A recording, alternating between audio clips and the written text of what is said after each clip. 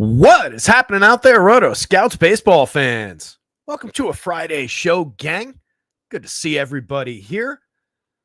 Full on kind of a show today. 11 gamer to deal with.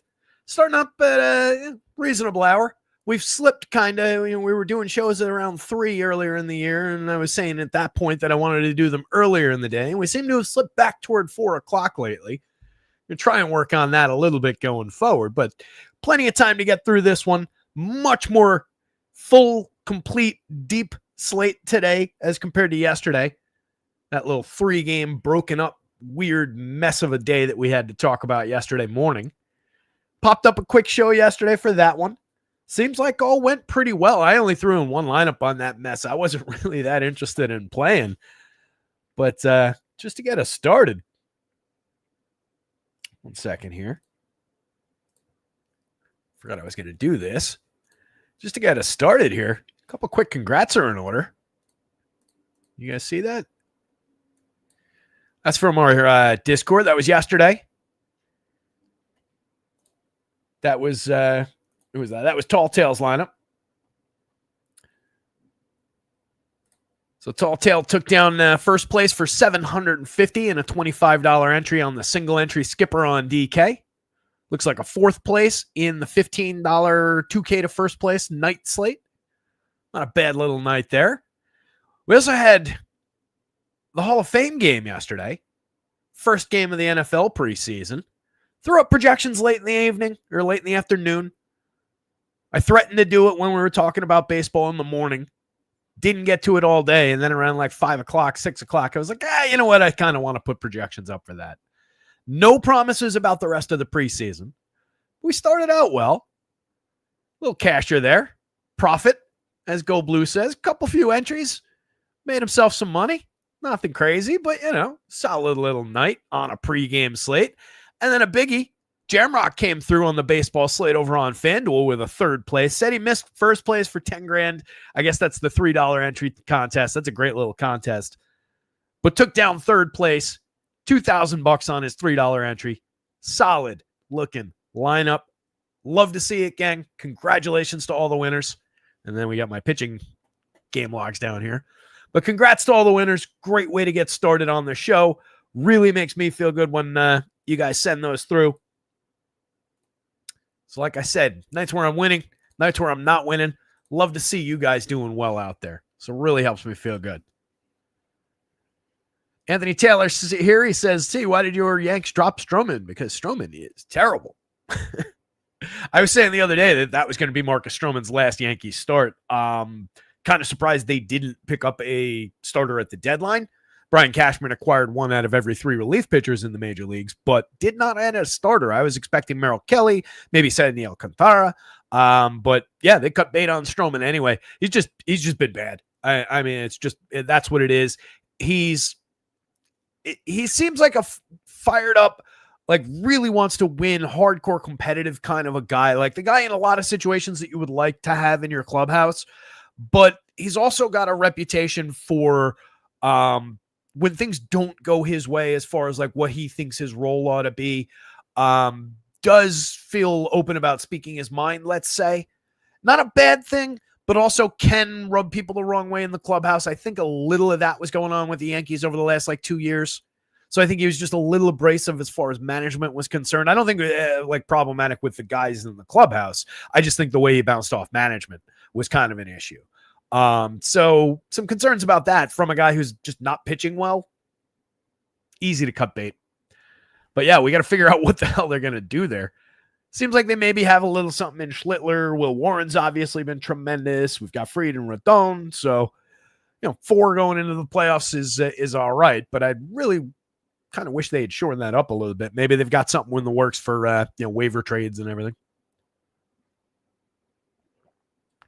Yeah, Larry, that's the rep, the not a team player kind of a thing. And that's kind of what I'm getting at. That would probably have been the quicker, more efficient way to say it. But when do we ever do that on this show?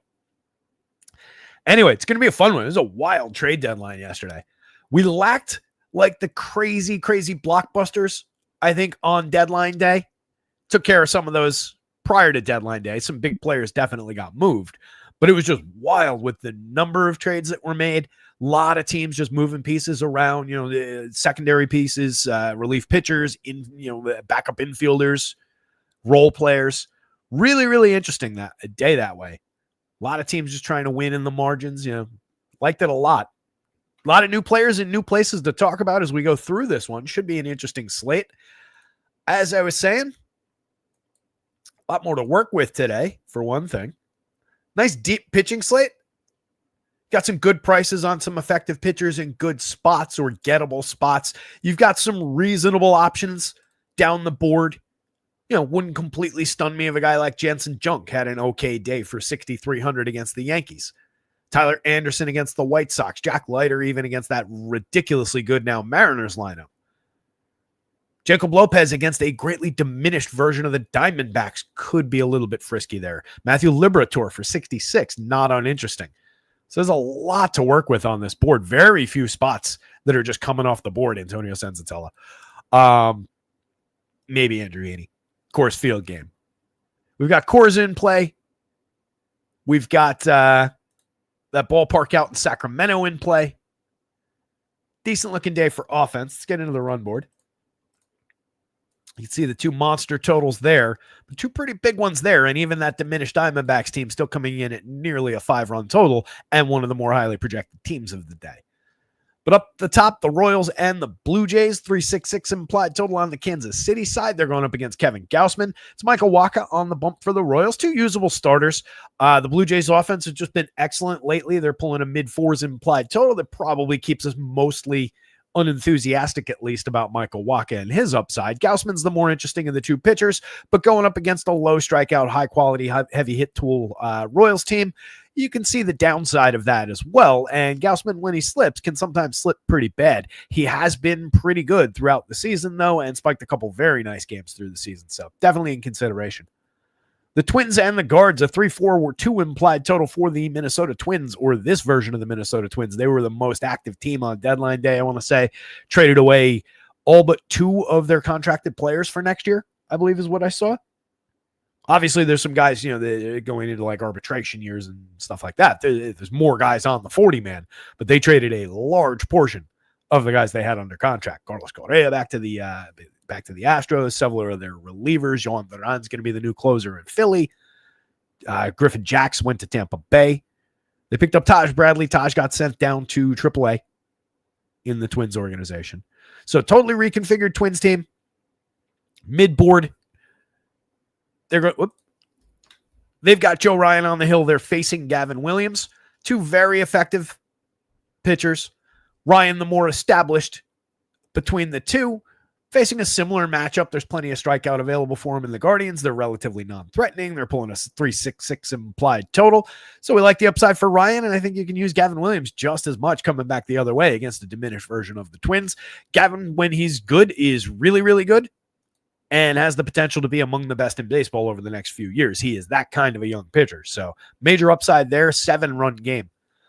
8 runs between the Yanks and the Marlins. The Yankees pulling a 4.50 implied total in that pitcher-friendly park in Miami. They're going up against Jansen Junk with Carlos Rodon on the mound for the Yankees. The Marlins, good as they've been, a little bit diminished. They traded away Jesus Sanchez. Can't remember if there were other pieces taken out of there, but that's one of their bigger bats. Facing the lefty also takes them down a little bit of a peg. So not overly interested in the Marlins. 3.59 implied total, but the Yankees bat's definitely on the board against Junk. But I could see him having a decent, okay kind of a day, finding some Ks against the Yanks. The Astros at the Red Sox, 8-run total for the game, 4-2-2 on the Astros side. They're an improved squad. Not only did they trade for Jesus Sanchez, but they got Jeremy Pena back in the lineup today. So double improvement in that Astros lineup. Going up against Cooper Criswell seems like a pretty playable spot for Houston in Fenway Park. And then the Red Sox a little bit down, 3.87 implied total against the excellent Hunter Brown. Brown has made 3 shorter starts in a row, though. 5 innings, 4 innings, 5 innings. Give up 4 earned runs, 3 earned runs, 1 earned run. Mid-board type strikeout performances against the Rangers, the Mariners, and the Athletics, one before the break, and then on the 20th and the 26th. So maybe something to watch for a still young pitcher, really getting fully stretched out. Criswell, pretty limited for innings. I wouldn't expect more than 4 and change or 5. And it's a really good looking Astros lineup on the other side. The Giants with Robbie Ray on the mound. Ray is a back and forth option every time he pitches. He's been very good throughout most of the year. He's been a little bit down for strikeouts in the last couple games. Gave up 5 earned runs to the Blue Jays a couple games ago, over 4 1/3. That's the downside of Robbie Ray. He walked 5 in that game. He gave up 2 home runs in that game. That is classic implosion Robbie Ray. He can absolutely do that against a very, very talented Mets lineup today. So cautious, usage of Robbie Ray, I think is fair there. Mets pulling a 4.10 implied total. David Peterson going up against the Giants, 3.47 implied total on their side. Peterson, maybe a little bit interesting, a little bit frisky. Clay Kershaw going against the Rays. Just don't like that ballpark for pitching all that much. I think we can go to bats on either side of that one. The Dodgers, one of the top teams on the board at a 4.77 implied total, and honestly, maybe a little bit light to be there. Shane Baz has been pretty shaky throughout the year. A lot of blow-up spots. Hasn't pitched all that well in a lot of home games. Does have potential to break off a good start. He is a talented kid. He does have decent strikeout stuff, but that is a high risk spot if you're talking about Shane Baz. And I just don't see too much need to go to Clay Kershaw. He has worked a few games deep. He went 6 innings, 3 straight games to end June and start July. Just 4 1/3, 4 2/3 in his last 2. Gave up a few runs. Hasn't really been finding the strikeout stuff. And it is still a good Rays lineup. Coors Field game, I think we can probably avoid Andrew Heaney on the mound for the Pirates, and Antonio Senzatella just looks like a target for Pirates bats. He's going for the Rockies. I'm interested in some Rockies bats going up against Heaney here. 5.73 implied total for them, and they always come up a little bit lighter on than the visiting team when they're at Coors, but a 6.41 implied total for the Pirates is difficult to ignore. With the mediocrity of both those two teams, they're not like 1 and 2 on the board despite those Vegas totals. I think they were 4 and 5 on the board as we sort by projection. There's nothing you can do about some of the hitters in those lineups, but obviously a very high-end spot for potential offense. The White Sox and the Angels, Shane Smith against Tyler Anderson. I definitely think you could throw some Tyler Anderson at the White Sox, even with the lefty thing. For one, no more Austin Slater for the White Sox. I'm just not that big a believer in that. I know they've hit lefties well. I was looking to see if there was an easy way that I could just go through and pull the full list of lefties that they've actually faced. And I know they hit 2 home runs against Chris Sanchez the other day. Lou Bob has been absolutely himself and the best version of himself against lefties all season long. So I get it a little bit, but I think just as we look at this slate and how cheap Tyler Anderson is, he's at least usable here. He's a low strikeout, high contact guy that you don't expect that much from anyway, outside of maybe eating 6 clean innings. And I think he's capable of doing that here. 4.27 implied total for the White Sox, though. They're on the board a little bit up toward the top of their lineup. 4.83 implied total, more to the point for the Angels against Smith. Definitely looks at least a little bit appealing with all the power in that lineup. Matthew Liberatore against Nick Pivetta in this next one has it down at a 7.5 implied total. Just a 3.23 on the Cardinals side. That mediocre Cardinals lineup going up against Pivetta. I like the pitcher there. Probably means cue the Cardinals bats as a low-owned team, but they're not looking very good here. The Pods against Liberatore, I lean kind of Liberatore in that one. If I can get away with him a little bit cheap, he hasn't been pitching that deep in his last 2 games, just 3 innings, but gave up 6 earned runs to 18 hitters in that one against Atlanta. That was kind of a disaster. 4 1/3 of mediocrity in the most recent start. That was also against these Padres. So it's just kind of a faith play, but he only gave up 1 earned run. He allowed 6 hits, 3 strikeouts, 2 walks over 4 1/3 in that game, faced 22 hitters. Other than those 2 starts recently, he's only had 1 or 2 concerning starts throughout the season, and otherwise has been pretty good, working pretty deep into games. There's an argument to be made there, but the Padres are fairly low strikeout, medium quality as far as their team goes. Diamondbacks, 4.89 implied total, greatly diminished with some of the exodus that they had over the last few days of talent, but still a lot to give in that ballpark going up against Jacob Lopez. And then the Athletics looking pretty solid against Anthony DeSclafani. Jack Leiter and Logan Gilbert round things out in the game in Seattle. Just a 4.34 implied total for that improved Mariners lineup. They're going up against Leiter, who has been pretty decent throughout the season. Young pitcher, another one just finding his way. He's hit a couple of bumps, two spots where he gave up 6 runs, then 4 runs early in the season, and then 4 runs, then 6 runs in mid-June starts. Outside of that, He's been good, hasn't given up more than 3 earned runs in a game outside of those 4 games. So pretty solid mid-board strikeout type option. It's just a very, very good Mariners lineup now. And then coming the other way, Logan Gilbert against the Rangers looks pretty terrific to end the night. 3.25 implied total for the underperforming Rangers. I like to fire up some Gilbert shares here. And you can see he's right there at the top of the board. How about that? Ryan, not a bad option for price, especially on DK where you save a couple of bucks as compared to Gilbert, as compared to Brown and Rodon down a few spots. He's a little bit more expensive than Pivetta, but very, very comparable. Everybody is slightly more expensive than Robbie Ray, and I think that makes sense. We know what Robbie Ray's downside can look like. He is a wildly unreliable pitcher who's a total roller coaster, but he can be excellent when he's on, and he's been mostly the on version of himself all year long. Not bad price-wise even to face that Mets lineup. So very, very much in play, competitive with those guys up toward the top of the board, projects similarly to those guys. Like this spot quite a bit, but there are still some effective bats in that Red Sox lineup. They haven't gone away. Definitely an interesting spot for Carlos Rodon. I'd say more reliable than Robbie Ray overall, which is playing with fire as a Yankees fan. But I think that's true. But can give you similar roller coaster type performances. And just with the depth of the Yankees bullpen now, I am expecting a lot of early hooks, even for guys like Carlos Rodon. Maybe less so Max Fried, but like Rodon gives Boone five and change and gets into a jam, puts one guy on. He's going to come out and Boone's going to go to one of those big arms that they've acquired in the bullpen. Kevin Gausman against KC at 93, especially at 85 on DraftKings, becomes very, very interesting over there. I don't think you're crazy for going like 85 Gausman, 88 Robbie Ray, double pay up, but kind of mid-board pay ups at pitcher. You could throw David Peterson into that mix. I think you could throw Gav Williams against the diminished Twins into that mix as well, especially 7,800 is quite discounted. It's like 1, 2, 3, 4.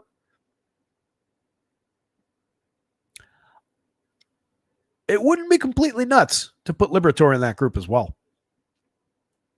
Those 4 guys and Robbie Ray, and maybe just run a few lineup builds with like that group of guys, and maybe you leave in a couple of the super inexpensive guys just to get a good mix of those guys where you're not bogged down by the pricing of the top end, because there's just enough capability to win a slate through there.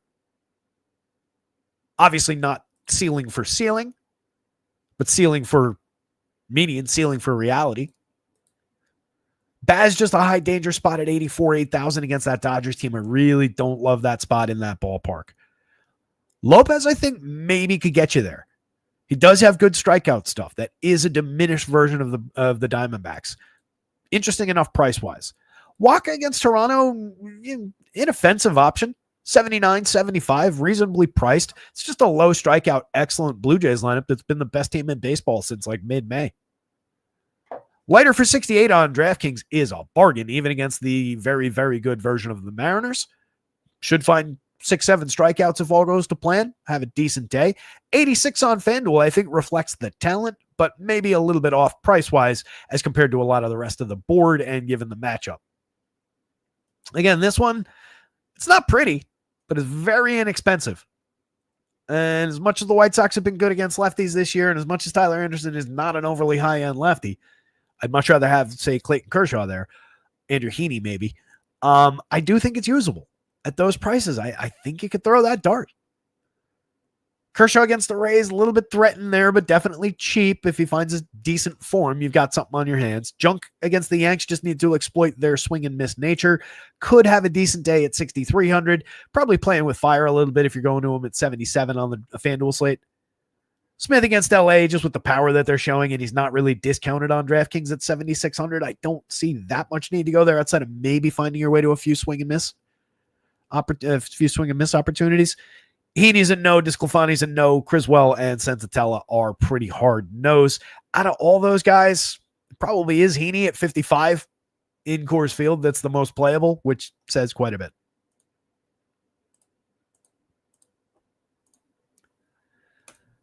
Solid chunk of people here hanging out. Appreciate it. Hit the like button as we get started if you haven't already. Broke out the Giants hat today, and it looks like something was leaning on the brim. It's got like a little in it, bothering me. Say hi to everybody in the chat. Haven't gotten a chance to do that. Cujo, Anthony Taylor, Kenny Woodhouse, My Lanes, Monty, Anthony, I said hi to because he asked about Stroman. Colin Sutherland. Larry, I think I said hi to. Jake Swales is here. Jake saying, can't believe the Rays traded Taj Bradley for Griffin Jax. Jax is one of the best relief pitchers in baseball. His numbers are a little bit skewed this year. He's had a little bit of bad luck with earned runs. He also got screwed the other day. They put him in. He allowed a pair of hits, had a few guys on, and then they took him out for no real reason because everybody thought he had been traded at the time. But it just turns out they just took him out. And they put Cody Clemens in, a position player, who immediately gave up all three of the inherited runs. So it took his ERA from like 3.5 to like 4.25 or something in that territory. But no, Griffin Jax is fully legit.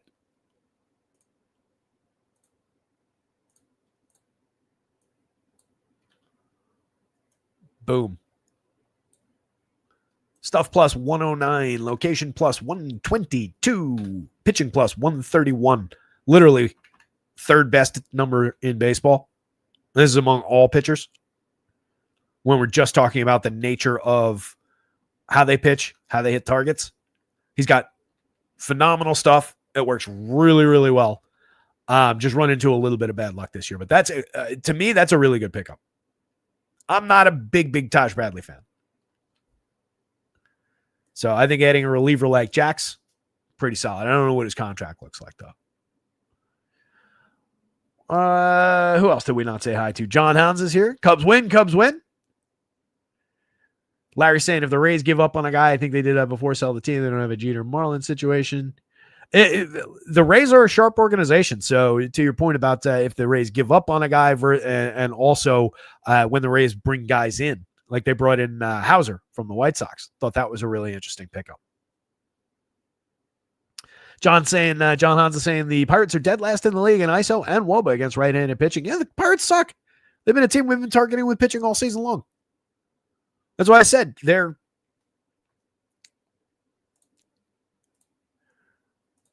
pulling the highest total of the slate by quite a bit.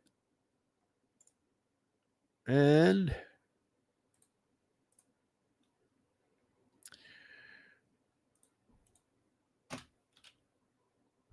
okay, pasted down there for reasons. You can see they're ranked 5th on both sites by projection. A little bit more better by value on FanDuel.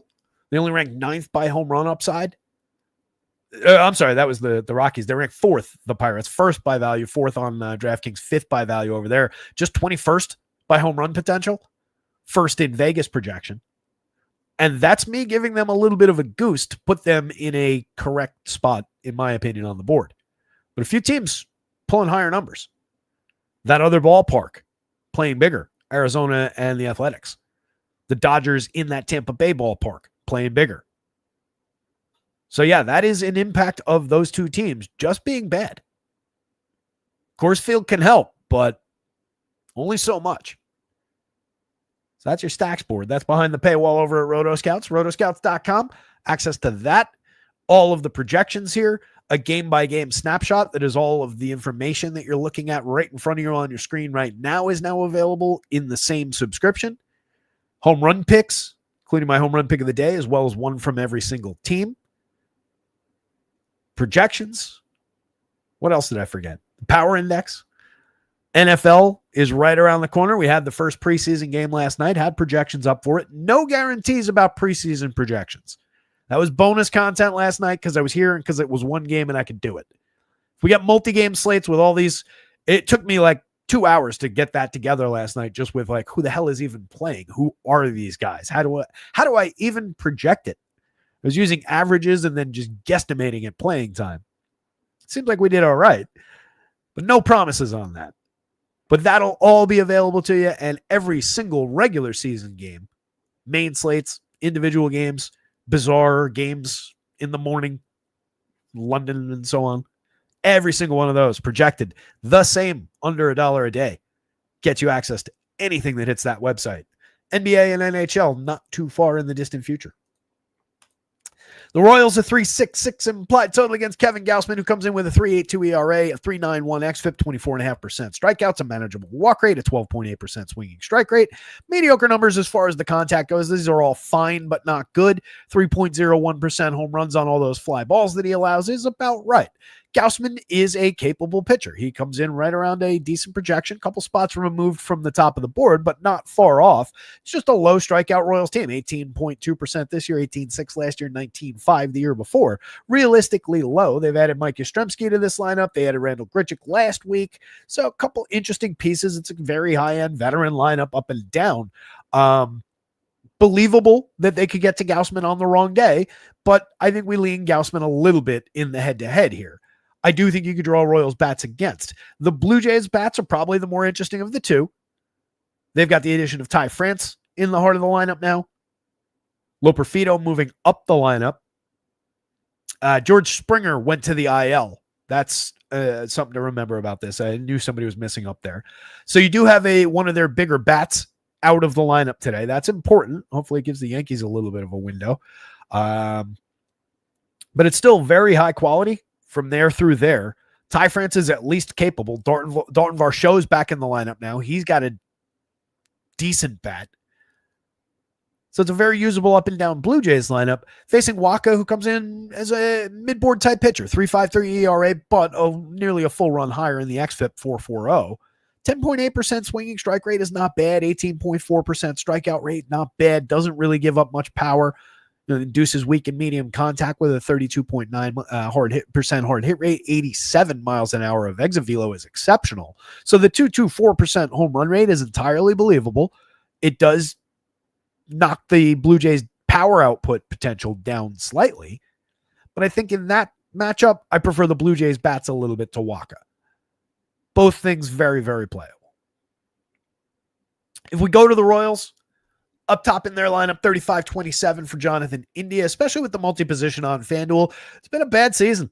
We've been saying it, and now we're 433 plate appearances deep, and I think we could just say it is a bad season for Jonathan India. 240, 322, 342. At least he's sort of getting on base at a decent clip.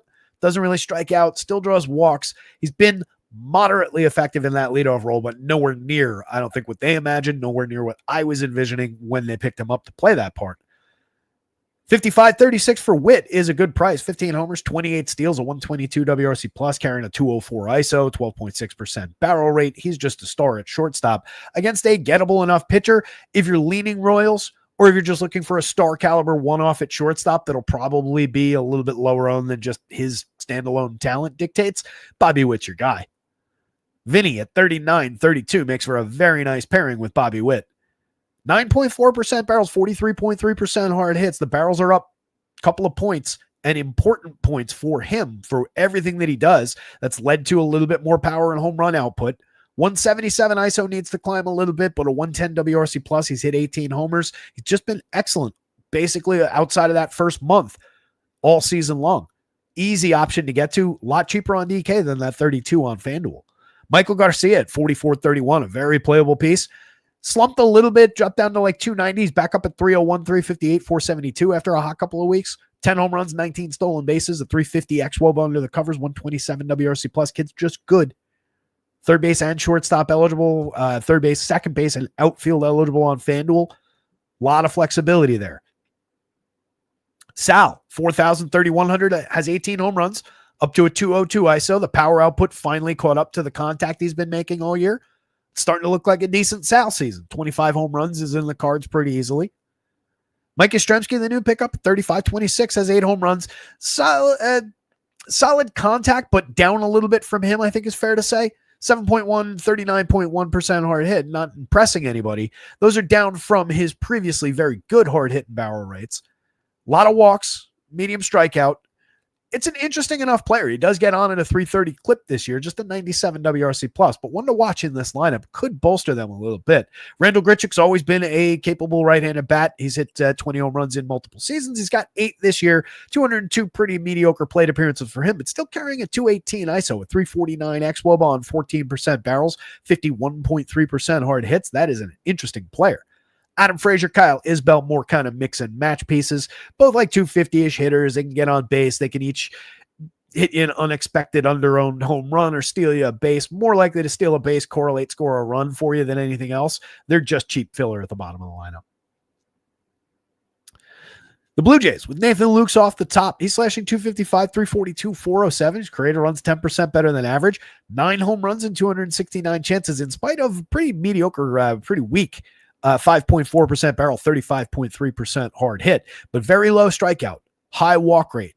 Ideal in the leadoff spot to set the table for Vlad Guerrero, for Bo Bichette, Addison Barger, Joey Loperfido when he's climbed the lineup like this. Joey's off to a really good start this year. It's a talented kid getting, over the last month or so, getting some opportunities, 58 total plate appearances, slashing 396, 448, 585, 191 WRC plus, 3 home runs. The contact has been good, not great. 7.3% barrels, 41.5% hard hits. But this kid knows how to hit for power. That's his game. So we could see a little bit of a surge in terms of the power output, but as long as he's doing exactly what he's doing now, he's going to be perfectly fine. That's an interesting option for 3,000 for 2,500 up at the top of the Blue Jays. 56-36, perfectly fair for Vladdy. 15 home runs, 142 WRC plus, a 408 xWOBA, all the premium contact money can buy. Just lacks results in a few key areas. He's missed, he's probably 10-ish home runs off the pace that he should be at, but monster final 2 months. We're starting August. I'm calling it August, September, going to be huge for Vladdy Guerrero, which is unfortunate for the Yankees. Bo Bichette, Addison Barger, 2 very, very playable pieces. Barger up to 15 home runs, a 241 ISO, and just 324 plate appearances. Bichette has been terrific throughout most of the season. 291, 331, 452 this year, a 116 WRC plus. Tons of upside through the top 5. And honestly, in this configuration, if you just top 5 it, that's exactly 4,300 apiece. That is really affordable to attack Michael Wacha. That's not a bad option at all. France is playable. He does hit the ball squarely. 6 home runs, mediocre slash line, but not bad. 342 xWOB is encouraging under the covers. Definitely a playable piece. Varsho makes very good contact early in the season. He had 100 plate appearances. Didn't see much for it in terms of the slash line, but was pounding the ball. 8 home runs, a 337 ISO over that stretch. It's uncharacteristically ridiculous power output, but he's always had a little pop in the bat from the left side, in spite of just 6.2% barrels, 7.3 the year before that. A lot of strikeout, medium walk rate type guy, but incredibly playable from down lineup from the left side. Ernie Clement, good hit tool, mix and match quality guy. And then Tyler Heineman's doing the catching today. He's had a very good 119 plate appearances, uncharacteristic output that I wouldn't expect to last, but he's getting it done. At worst, you're mixing and matching your way to a cheap catcher down there. Blue Jays bats, Kevin Gausman, Michael Wacha, Royals bats at the bottom. All 4 things are in play, though. Royals bats only kinda.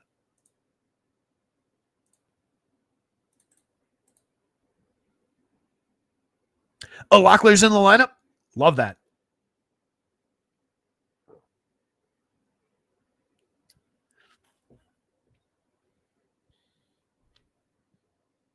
Thanks, Monty. Appreciate it. Yeah, that was somebody dropped that into either chat on the show. I forget already. Chat on the show or on Discord. Saying, hey, if you had, they messaged me in Discord. That's right.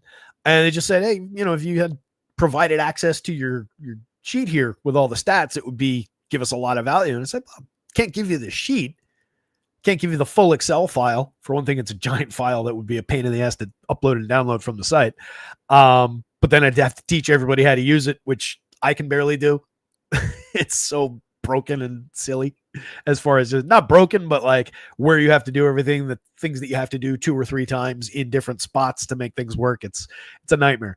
But what I could do was give everybody screenshots. So to answer Larry's question, the snapshot is exactly what you see on the screen here.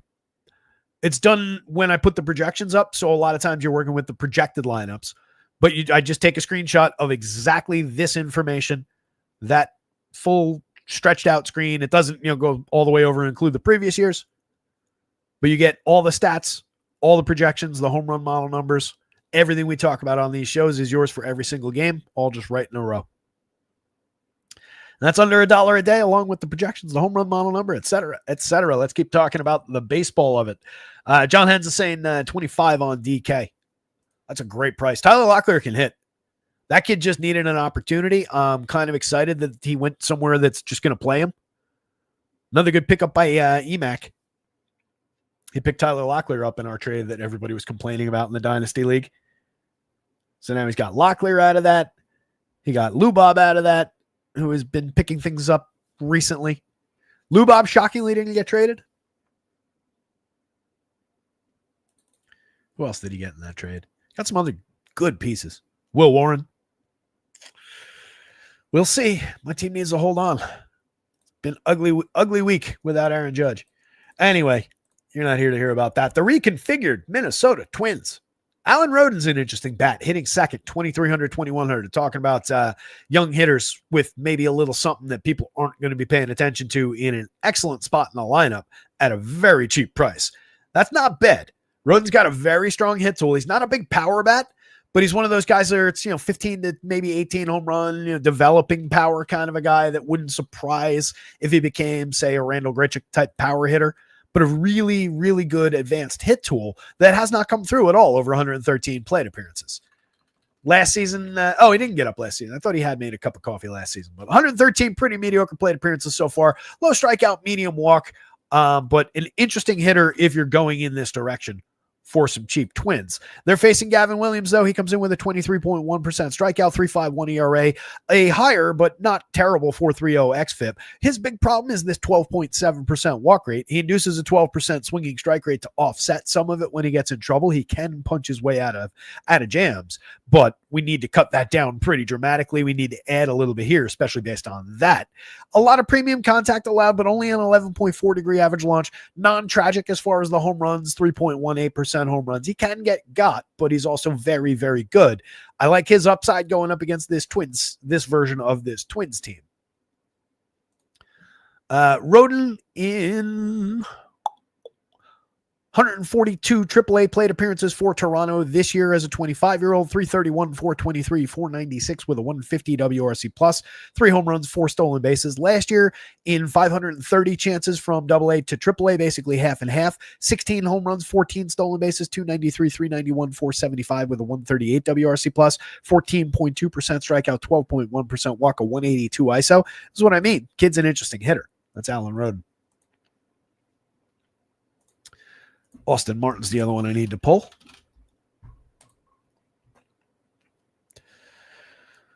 Martin, this year, 137 AAA plate appearances, slashing 319, 431, 398. He's 26 now. He did play in the show in 2024. We'll scroll over to that here. 253, 318, 352, just a .099 ISO, 1 home run, 7 steals in his 257 chances. He's a reasonably highly regarded kid, like a 10th-ish overall prospect for them in the organization, or prior to the deadline anyway. So there's maybe a little something. You're getting him awfully cheap in the leadoff role. He has second base eligibility for the dead min on FanDuel, which in and of itself is kind of interesting. Against a young developing starter, I don't have any issues going to a maybe slightly aged up AAA kind of a player. Ryan Jeffers at 41.29, playable, 7 home runs, a 142 ISO, 110 WRC plus with a 348 xWOB is interesting. Does hit the ball pretty hard. Low strikeout, high walk. Very, very playable catcher bat. 31.26 for Cody Clemens, especially at 4 positions on FanDuel. He's got a 6.65 in the home run model, which is not nothing. Second highest mark on this team behind Matt Wallner, the true power bat there. Clemens has hit 12 home runs in just 203 plate appearances. 268 ISO this season. 14.1% barrel, 53.3% hard hit. Kid has thunder in that bat, no doubt about it. Strikes out a lot, just a light medium walk rate. Not that good in terms of the slash line. 218 average, a sub 300 on base is terrible. 365 xWOB is encouraging under the covers, and even with the flaws, a 113 WRC plus. For the cheap price, Cody Clemens can definitely get into a lineup. Thing is, I've been playing him at second, and if I'm going to this team, I'm probably taking him at second, him in the outfield. Means Cody maybe goes into the outfield as well, but I do have first and third over there. On DraftKings, since you've got Martin in the outfield anyway, you're just going to second base with Cody Clemens, probably picking up a first baseman from a different team. Royce Lewis at 33.27. That's why you want to leave third open on either side because he's really interesting. 5 home runs, a 138 ISO. It's been bad over 197 plate appearances, but he's made very good contact in his batted ball events, very low strikeout, medium walk, so you get a high frequency of very good contact, and he's super cheap. That is an interesting bat to get to. Wallner crushes baseballs. Consistently crushes baseballs when he makes contact. Actually making that contact is more of the challenge. 29.6% strikeout this year, 36.4, 31.5 the last 2 years. So technically improved while also improving the walk rate. There are things to like here. He's hit 13 home runs in just 243 plate appearances. He's got a 252 ISO, a 341 xWOBA. That is a monster bat in a lot of ways outside of the bad batting average and on base percentage. Brooks Lee in the middle infield positions, 2,800, 2,400. Inoffensive option. He is up to 10 home runs, just a 129 ISO, mediocre contact numbers, mix and match quality player. Christian Vasquez fills the catcher spot for a very cheap price, but doesn't do a lot with it. And Edward Julian back in our lives, 2,800, 2,200, 2 home runs, sub Mendoza, sub 300 on base, over 104 plate appearances. We have seen him deliver interesting plate appearances in the past. 8 home runs last year, but again, sub Mendoza, sub 300.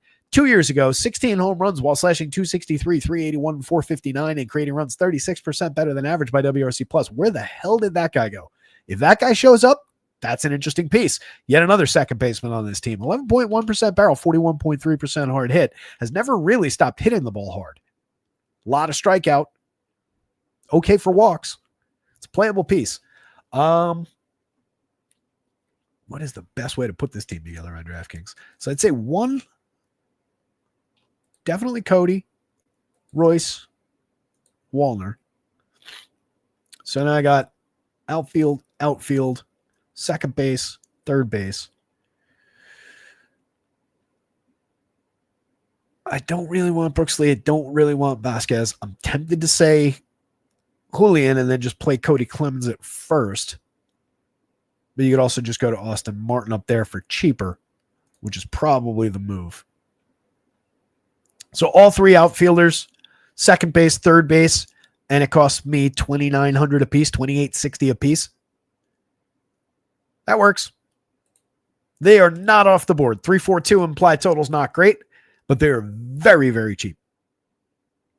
On the Guardian side against Joe Ryan, he's just been pretty tremendous all year. 2.82 ERA. He does have a 3.50 xFIP under the surface if you want to nitpick things. He's been pitching a little bit better than what he's actually, or his results been a little bit better than he's actually been pitching.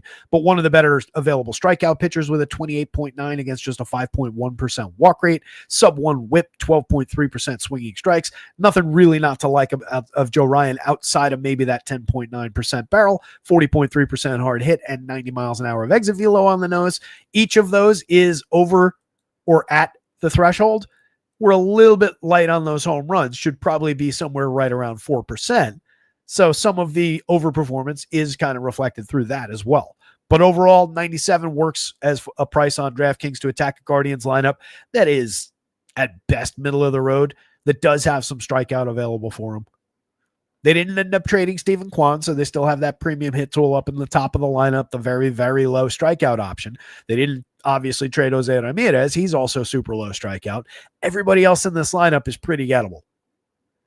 So there's plenty of upside here for Ryan. Even at 10.5 on FanDuel, projects out as one of the better options of the day. If you're going to the Guardians bats against, Kwan at 45.28, definitely in play. He's hit 9 home runs, stolen 11 bags, still getting on at a 350 clip. Dynamite table setter with a little bit more to give than that on any given slate. Against the premium contact numbers that Joe Ryan allows, more likely still to drive the ball for doubles than to hit home runs, but definitely an opportunity for him to drive the ball for some extra base hit, some run scoring potential in addition to his usual excellent correlated scoring potential. Daniel Schneemann barreling the ball pretty effectively this season, just a 38.8% hard hit rate over his 278 plate appearances, 9 home runs, not much else to show for it. 332 xWOB is at least encouraging for him to boost those numbers to around league averages, but that is not a very high-end player overall. He does draw decent walks. Another guy who's just kind of here for correlated scoring, fills multiple positions, including second base for cheap pricing. That's his main attribute here. Ramirez is spectacular, 21 home runs, 31 stolen bases. Tried my best to acquire him in the Dynasty League at the deadline, but our deadline was last night as well. But instead, the third and fourth place teams, who have both been chasing all season long, kind of consolidated. Our guy Lou traded third place, traded like 7 pretty good players, Jose Ramirez included, to the fourth place team, this guy Jeff. It's going to be interesting. I don't think he's going to have the firepower to get where he needs to be standings-wise over the last 2 months, but it's going to make things way more interesting. But I would have really liked to acquire a affordable in that league, Jose Ramirez. Kyle Manzardo at 39, 29, 18 home runs. Tons of power upside at 237 ISO, 12.4% barrel rate on the season. Fair amount of strikeouts to throw against Joe Ryan, but if we're looking around for guys who might hit under-owned home runs, 9.02 in the home run model is definitely standing out a little bit. So if I'm going Guardians, I definitely want to include Kyle Manzardo.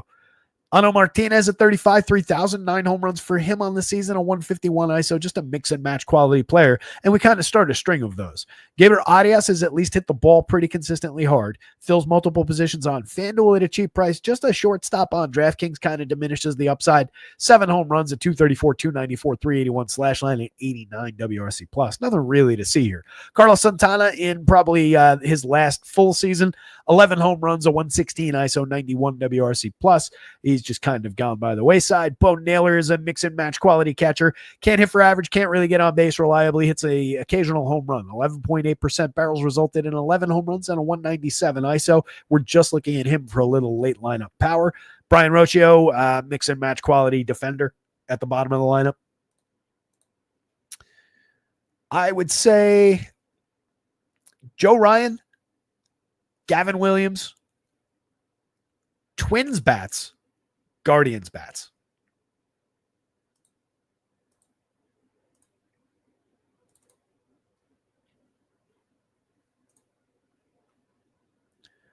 Yanks lineup is in.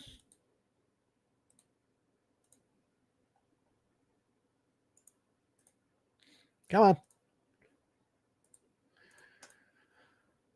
All right, so Jansen Junk.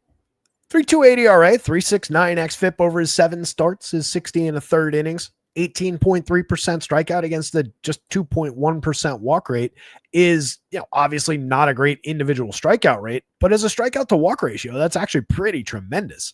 He's not bad, just not also standout good.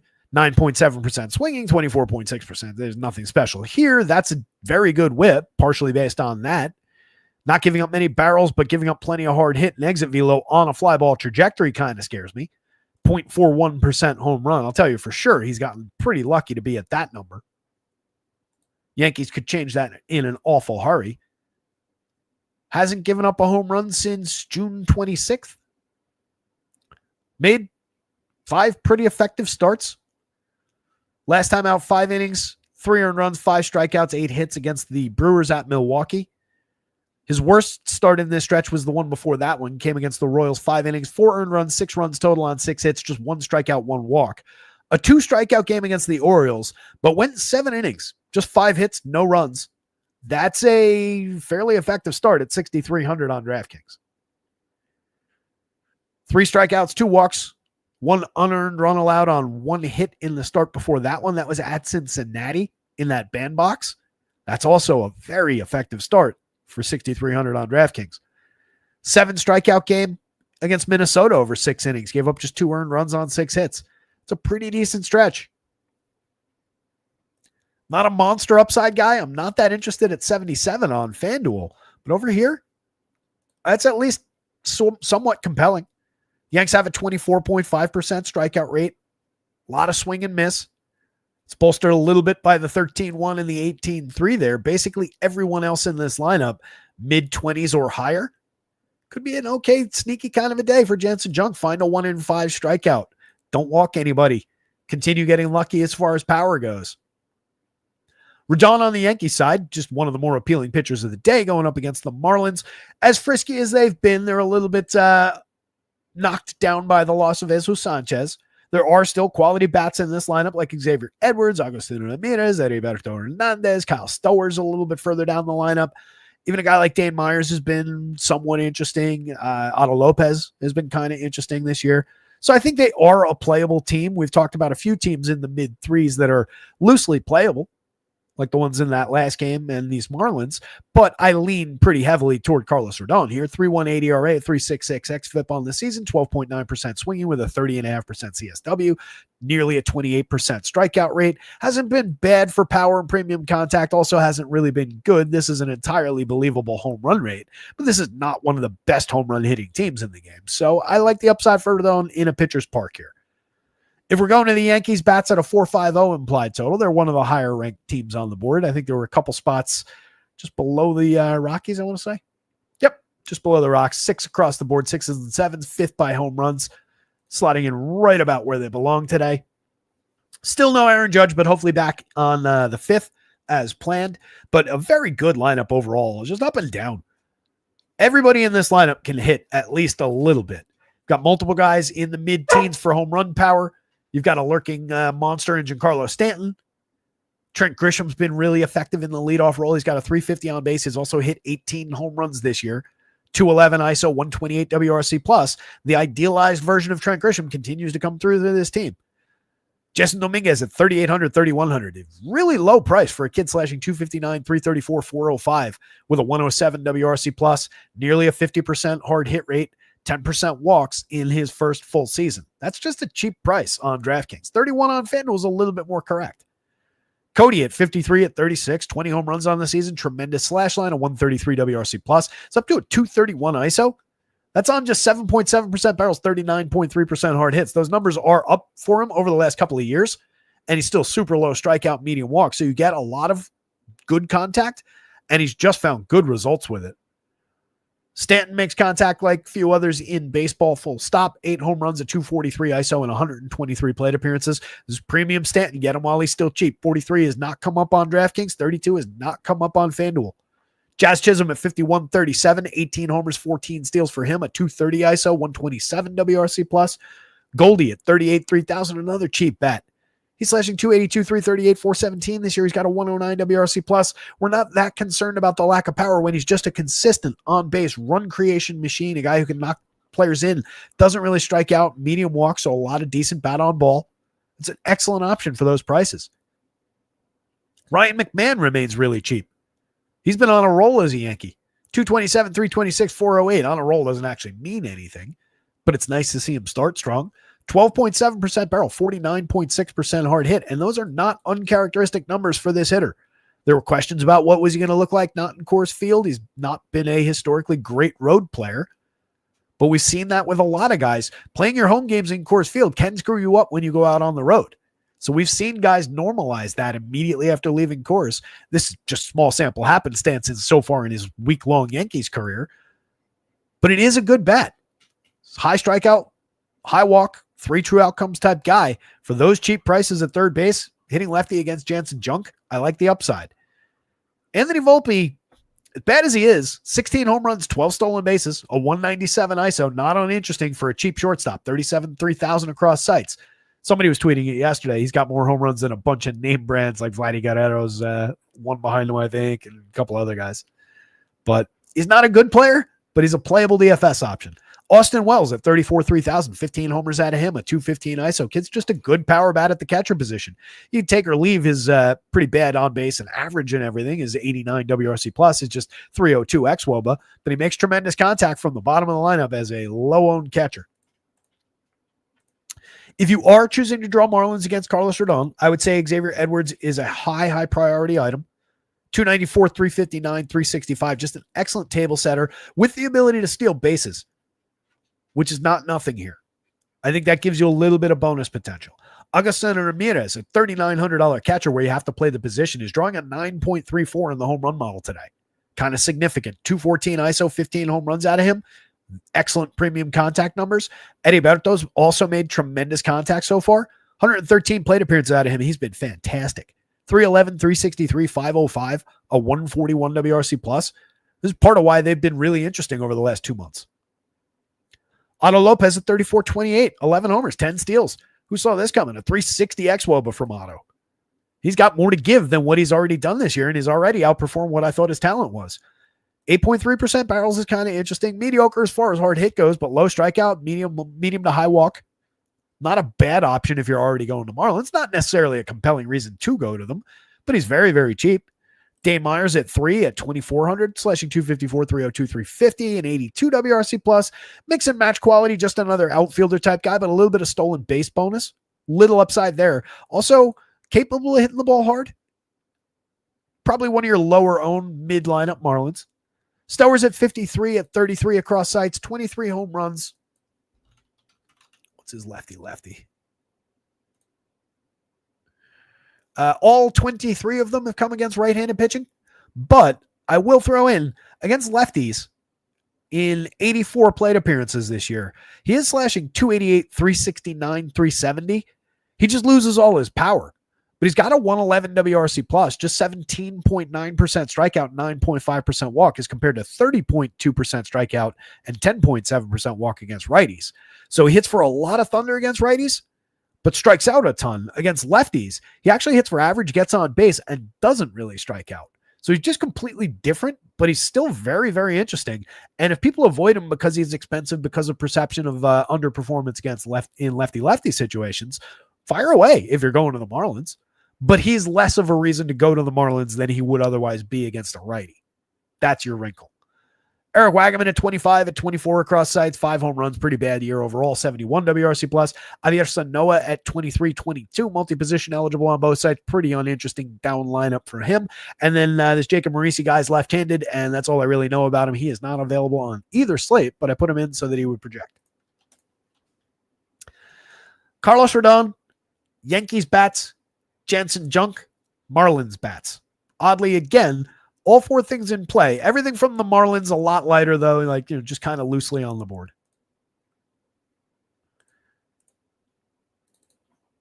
Yeah, I like Rodon here. Michael said, I love when Joker wags his tail. Looks like Terry's wagging his tail. John Hansen says Joker trained to bark when talking about the Yankees. I honestly think he might be a Marlins fan. I think it was the Marlins the other day, too, wasn't it? I'm pretty sure that was the one that somebody pointed out the other day, that it was the Marlins that he came over and was talking about. I've actually got a Marlins hat. White Marlins hat. Somebody got it for me. Oh, a dude I used to work with. Did a thing where he traveled around to a bunch of parks. Brought me back a bottle opener from the Texas park and a hat from Miami. Never won it though. Not a white hat guy. I don't wear white hats. Astros 4.22 implied total. The Red Sox at a 3.87. Very good pitcher on the mound in Hunter Brown for the Astros, a 30.8% strikeout. I believe leads in the slate. 2.54 ERA, a 2.92 xFIP. He has been absolutely spectacular. No reason not to consider him against these Red Sox. They come in with a 21.6% strikeout rate. They're not a bad team. They're a frisky team. There are some good players in this lineup, but Brown is another story at the top of the board. Very, very interesting option. Cooper Criswell, a lot less so on the other side. 10 2/3 all in relief so far this year, a 5.06 ERA, a 4 and change xFIP there that I just accidentally covered up. Last time out, an inning and 2/3 back at the beginning of July. Went 3 innings back at the beginning of June in an appearance. 3 innings back in the beginning of April in an appearance. Handful of bulk relief appearances throughout the year. And if we go to, we should have grabbed the, come on. Should have grabbed the minor league game log along with it. Last time out, 5 innings on the 24th against the AAA Twins. 6 strikeouts, 2 hit shutout, 2 walks. 4 2/3 of 6-run ball on 8 hits, 3 strikeouts against the AAA Yankees. 5 innings against the Nationals affiliate, just an inning and a third against the Mets, but a pair of 5 inning starts with mediocre results in the 2 starts prior to that against the AAA Yankees and Blue Jays. I would say hasn't exactly been effective at the AAA level. Has pitched to a 3.32 ERA.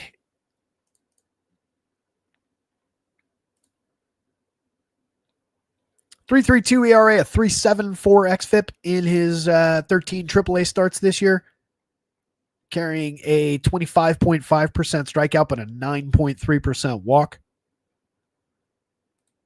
Okay-ish AAA numbers. I expect he's going to get tattooed by these Astros. I feel like that total at 4.22 might even be a little bit low. As mentioned at the beginning of the show, they added Jesus Sanchez at the deadline yesterday. That's a bat we talk about on this show quite a bit. It's a really interesting acquisition, popping him into the 3 spot in this lineup, kind of filling the Jordan Alvarez role. That is a not just homeless man's or poor man's Jordan Alvarez. That might be a dead homeless man and like a multiple weeks dead, just discovered like stinking in an alley somewhere. That is not Jordan Alvarez, but it's not a bad option. Jesus Sanchez hits the ball extremely hard, just lacks results for it overall. 10 home runs this year, just a 164 ISO, 256, 324, 20. Does have a 105 WRC plus. Last year, 18 homers with a decent and comparable slash line in 537, 14 and 402 the year before with almost exactly the same slash line. Just kind of is who he is, but at 37, at 31 across sites, much cheaper on DK. Very good option to throw at Cooper Criswell if you're going to the Astros, which I do think is a reasonable team to go to today. Jose Altuve's just had a good year, 284, 345, 465, a 123 WRC plus. He's hit 18 home runs. Just looking a lot like Jose Altuve on either site for either price. Jeremy Pena back in the lineup at 44, at 31. He had a great 350 plate appearances before he left the lineup, got injured. 11 home runs, 15 steals, slashing 322, 378, 489 when we last saw him. I'm not a big believer in the longevity of that kind of performance. I'm really interested to see these final 2 months. 350 xWOBA, though, stands on its own. It says that all of that is real and that I'm wrong about that. 7.9% barrel, 41.5% hard hit this year. He's just kind of improved by degrees across the board year over year and could actually be real. Carlos Correa is back on this team. 3,500, 2,700 across sites. Monster option. Shortstop on both. He's going to be playing third for them. That's going to be important for us. He needs to pick that third base eligibility up awfully quickly here because he's a positional conflict with Jeremy Pena. You can get away with it on FanDuel, but you're soaking up your util spot. DraftKings, you got to pick between. I love the upside for Correa. 6.3% barrel, 47.4% hard hitter. Tremendous numbers. He's hit 7 home runs. Just an average kind of a slash line, 97 WRC plus, but a 337 xWOBA coming back home. That is an interesting piece. Jhonder Diaz at 32, 28, very cheap. He's up to 252, 283, 419. The on base is still tragically lacking. The overall is still tragically lacking, but 15 home runs now. Just a 167 ISO kind of flies in the face of 8.9% barrel, 44.2% hard hit, and the numbers this kid's put up over the past couple seasons. He is much better than this. Has shown signs of life. He's got a 345 xWOB under the covers. That's still an interesting bat for the cheap prices. Christian Walker, I would make the same case for. Even with just a 309 xWOB under the covers, he's only got a 145 ISO and 13 home runs and 433 plate appearances. Still has that 11% barrel, kind of calling my name over there. Striking out more than he ever has, walking less than he ever has. There are flaws here for sure. He's a diminished hitter for sure, but probably not quite as far as those exaggerated prices have gotten. 3,400, 2,700. This is a $5,000 DraftKings player as recently as the end of last season, the beginning of this one. Taylor Trammell at 3,000, 2,400, pretty effective 75 plate appearances with a 116 WRC plus, has hit the ball with authority, 2 home runs in that small stretch, getting on base effectively. That's an interesting option down lineup. Cam Smith at 37, 29 is also interesting, 7 home runs on the year, a 102 WRC plus, a solid 329 on base. And then Mauricio Dubon is a spot filler at the end of the lineup, capable enough guy, decent slash, 6 home runs on the board, a 103 WRC plus, underwhelming in a lot of ways, but capable. If you're going to the Red Sox, kind of misguided against Hunter Brown. I think I like several of those other teams in the threes just for their matchups a little better than I like the Sox against Hunter Brown, even though I'd probably argue that the Red Sox are the most talented of those teams that we've talked about so far. Weird collision of factors there. Roman Anthony for 39, for 27 across sites. Solid slash in his first 177 plate appearances in the show. 279, 401, 429, creating runs 33% better than average. I think people are a little disappointed in the power output, just 2 home runs, a 150 ISO so far, but that defies the 10.7% barrel and 59.2% hard hit rate. The power's gonna come. It's there right now. He's just missed results with it a little bit. He's also drawing a 14.1% walk rate. These are star caliber numbers. That kid is good, and he is way too cheap. 48-34 for Alex Bregman, 14 home runs out of him, a 253 ISO, monster season for him. Jaron Duran at 46-33 has 11 homers, 18 steals. An okay Slash line at 265, 332, 461 just looks pedestrian, I think, in comparison to last year, to what we maybe expected out of Jarren Duran. Maybe a little unfair expectations wise, but he is still carrying nearly an 11% barrel, 48.1% hard hit. That does say we could spike up a big final 2 months and kind of normalize those numbers back toward last year. Abraham Toro at 25-24, an okay season so far. Just a 94 WRC plus, just a 315 xWOBA, 5 home runs, an okay slash line. Mediocre as far as the contact numbers go, but low strikeout, medium walk. You get a lot of contact. Heart of the lineup, he'll have opportunities to drive runs in or correlate back the other way. Trevor Story, solid for barrels and hard hits this year. 17 homers, 17 steals. A middle of the board 250, 291, 417 slash, just a 90 WRC plus and a 307 xWOBA are underwhelming numbers that suggest, one, underperformance in run creation overall, two, that some of what he's done so far this year in terms of the power output and the numbers around the edges might cool somewhat. But he does make excellent contact. He doesn't really walk. He strikes out quite a bit, but when we get that contact, major upside comes from it. He's only 3,800 on DraftKings. Yoshida, 3,000, 2,600. Very affordable bat. Kind of ignore the 47 plate appearances this year. That is a very good line drive hitter. High quality bat, low strikeout, medium walk. A lot of good opportunities to drive the ball. 3,427 for Carlos Narvaez, who has 9 home runs and 321 chances. A solid 105 WRC plus. Good barrel and hard hit numbers from him as well. That's an interesting catcher option for a very cheap price. Willier, kind of relegated down lineup here. 4,300, 2,900. He's at 20 home runs. He's carrying a 239 ISO, 12.5% barrel, 47.3% hard hit. Not exactly sure why they slid one of their best power bats against right-handed pitching all the way down to the 8 spot. Take advantage if you're going Red Sox. He's going to be under-owned down there and should not be. Very affordable. Cedar Rafael has also hit the ball very hard this year. 14 homers and 14 steals for him, a 102 WRC plus. Been very effective. You can move him around to multiple positions for a fair price. Nothing at the end of the lineup. This is a 9-man lineup, just in a really bad spot going up against Brown. Hunter Brown, Astros bats, Red Sox bats, wouldn't play Cooper Criswell.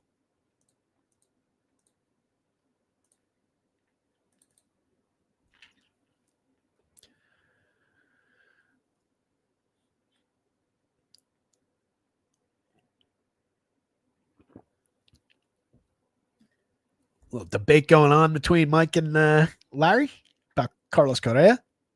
Yeah, I come down more on Larry's side, but I've been on Carlos Correa's side even when he was in Mini.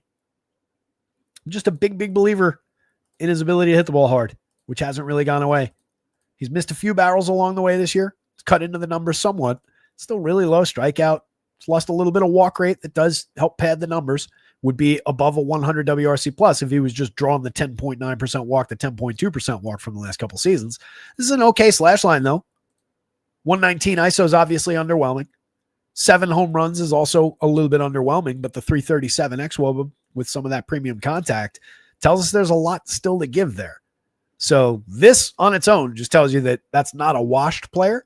You could argue for sure that, moving to Houston won't have an impact and he's just this guy now. But even those numbers, that's not a washed player. It's just not a go-to guy either. Speaking of questionable go-to guys, Robbie Ray. 88 on DraftKings, very, very playable. 9,000 on FanDuel, also highly playable. One of our top projected pitchers of the day. He just always comes with a major asterisk for disaster. 2.93 ERA, 4.02 xFIP. Nearly a 10% walk rate. 12.8% swinging strikes is tremendous. 8.3% barrels, not so much. 44.4% hard hits, not at all. 91 miles an hour of exit velo, problematic on a 15.9 degree average launch. A little bit lucky to be at just a 2.86% home run rate this year. Last year, that was 4.65 in his 30 and 2/3 innings. Year before, just 3 1/3, didn't give up a home run in that stretch. 4.13 in a fair sample of 32 starts when he was better a couple years ago, and similar output for walks and home runs over even his good years. So when he's very good, he wrangles the walks. He doesn't allow power. When he's bad, he's doing both those things poorly and gives up big games because of it, because the extra guys on base plus the power just leads to run scoring events. And these Mets are in prime position to capitalize on that. Doesn't mean they're gonna, but they're a low strikeout, pretty high walk, pretty interesting opponent for him with a lot of power in the lineup and a lot of power showing on this board. You've got 4 guys at the top of this lineup in and above the magic number. Brendan Nimmo at 10-4, Lindor 11, Juan Soto and Pete Alonso at 13 and 12. Monster power upside. 3 out of those 4 guys also steal bases. All those guys get on base at least somewhat effectively. All those guys mash. It's an ideal team to throw at Robbie Ray. I don't want to get too excited about them. They rank 8th, 11th by value on DK, but you can see that home run model number, 2nd overall in the power index, behind only the Dodgers, who are 1st. There's upside for the Mets. There's also upside for Robbie Ray. He could blaze a trail through this team. 25.5% strikeout with upside for more, given the 12.8% swinging strikes. Mets only strike out at a 20% rate. Some of that is helped here and here, but their best players are low strikeout or low-ish strikeout. Going the other way, David Peterson for only 83 for 95 on the FanDuel slate. He's pitching to a 2.83 ERA, but similar to Robbie Ray, 3.59 xFIP is the real number and is a little bit concerning. 20.1% strikeout. He's been better for strikeout in years past, but he's been effective this year. He's finding his way through, limiting walks, limiting opportunities, limiting power as well. Just a 4.6 degree average launch angle allowed. 5.9% barrels and a 1.39% home run rate allowed. Takes some of the power out of this lineup on the other side and makes him at least interesting for play. I would say much more so at 83 on DraftKings than at 95 on FanDuel. More expensive than Robbie Ray. Seems a little bit silly. If we're going to Giants bats, let me see if we got that lineup in. We probably do. 5:15. I am keeping an eye on the clock.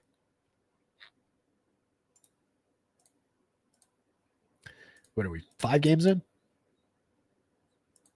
We'll get there. Elliot Ramos at the top of the Giants, 41, 3,000 for the power upside against the lefty. There's decent upside. There's decent possibility there. 10% barrel, 47.6% hard hit. It's just, he's down to 5.89 in the home run model because Peterson is difficult to hit home runs against. He gets on base at a good clip, though. If we're looking at the Giants for some correlated scoring, it's not really showing through that Vegas total at 3.48 implied runs, but Ramos would be part of it. 118 WRC plus on the season. We've got Rafi Devers with a 130 WRC plus, 19 home runs. Hit a big slide when he first got to San Francisco, but just kind of pulled his way out of it. 15% barrels, 56.4% hard hit for the season. Obviously still tremendous, and has gotten kind of cheap at first base now on DraftKings. First and third still on FanDuel. Price holding fairly firm. Willie Adames at 4,300, price right next to Rafi Devers, despite these season-long struggles. He had a long stretch there where he was normalizing numbers. He's up to 16 home runs, a 175 ISO. He's got a 110 WRC plus, very solid 345 xWOBA that's encouraging on the premium contact numbers. So he's pulled things together. But the fact that he and Devers are essentially the same price on DK, where they're separated by $900 on the FanDuel slate, I think FanDuel's got that a little bit more right, while probably still having Willie a little bit too inexpensive. It's kind of interesting collision of factors there. Willie's very playable if you're going to the Giants. Right-handed bat against Peterson here. Matt Chapman has tons of power. 11% barrels, 50.2% hard hits, 16 home runs for him. Also another player that gets on base very effectively, 344 on base, a 128 WRC plus. It's just, again, we're kind of taking a little bit of the power expectation out of the equation here, even all those top bats at just mid-board type home run numbers. Then we hit some flaws. Wilmer's fine, but really, if we're being honest with each other, that's a mix and match quality player at best. He's low strikeout, medium walk, can drive the ball, especially against lefties. He's got some history, 12 home runs on the board this season. Going back to visit the Mets. It's Wilmer Flores. Let's not get too excited. Casey Schmidt, Jung-Hoo Lee, Luis Matos, Patty Bailey, mix and match quality throughout. 101 and 102 WRC plus for Schmidt, and Lee lead the way there. Everybody down there is affordable. Schmidt's been hitting the ball fairly hard, over 171 chances. Mediocre results to show for it, but a 337 xWOBA is encouraging. Lee drives the ball somewhat effectively as a line drive type hitter. 6 home runs, 7 stolen bases. 102 WRC plus is all right, but just a 328 xWOBA, 145 ISO. It'll be interesting to see where some of those numbers go. But he's very low strikeout, low walks. So you're just buying frequency of contact. Matos, pretty poor results, over 116 plate appearances outside of the 5 home runs, the 191 ISO. Does have the ability to drive the ball. Also hasn't really struck out that much. So if you're just looking for some oddball premium contact, maybe you can pick it off there. But we're getting really, really thin down the bottom of a Giants lineup that's sub 3.5 implied runs. Patty Bailey, nothing more than a mix and match catcher. The Mets are the more interesting team as far as the bats go.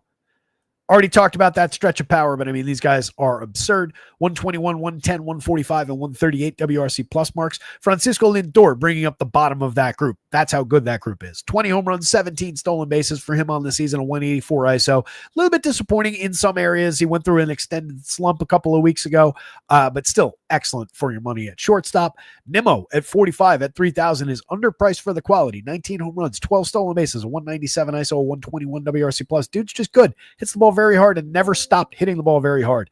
That's a really good option. Soto, 18% barrels, 54.4% hard hits, 25 homers, 15 steals. So another one of those down average seasons. 248, 382, 488 is a tremendous slash line if we just don't care about batting average, which we don't.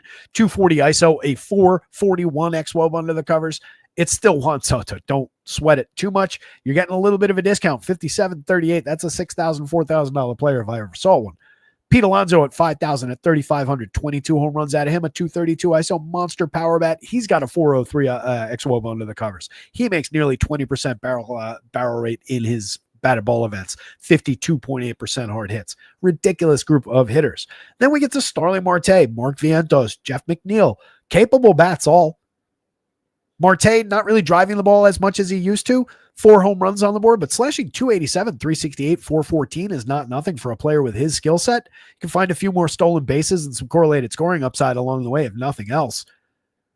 Vientos has lacked his output all season long, just 7 home runs and a 138 ISO, but it comes on 8.8% barrels, 49.3% hard hits. Kid was a tremendous power bat just last year. There's plenty of upside still lurking there.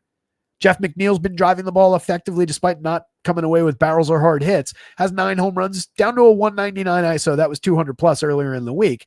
But he's been an effective bat for this team. He's low strikeout, high walk, always a mixer. It sucks that he's just outfield eligible on DraftKings. Second base is where you want him most often. 2,700, he's an effective option there on FanDuel. And then Luis Torrens made very good contact, seen no results whatsoever for it this season. This is just bad across the board and just completely defies the batted ball events that he's had. Doesn't actually make sense. But I would say that he's probably much more this guy than he is the guy who's made that good contact. Tyrone Taylor's a mix and match outfielder we haven't gotten all that much of it out of at all this year. This goes Robbie Ray with a big butt. Mets bats after that. David Peterson. And then the Giants bats. Giants fairly low end.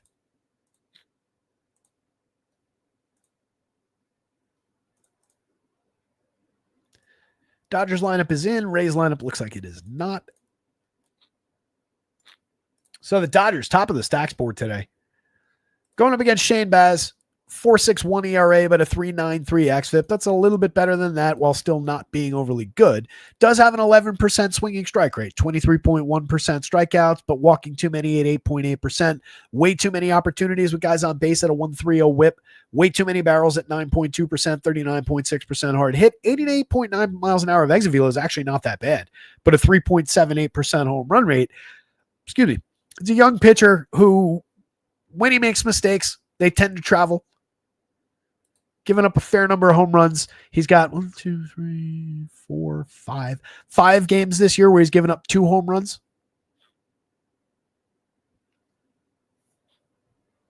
Oddly, 1, 2, 3. Only 2 of the 5 have come in this ballpark. One was against the White Sox 2 starts ago.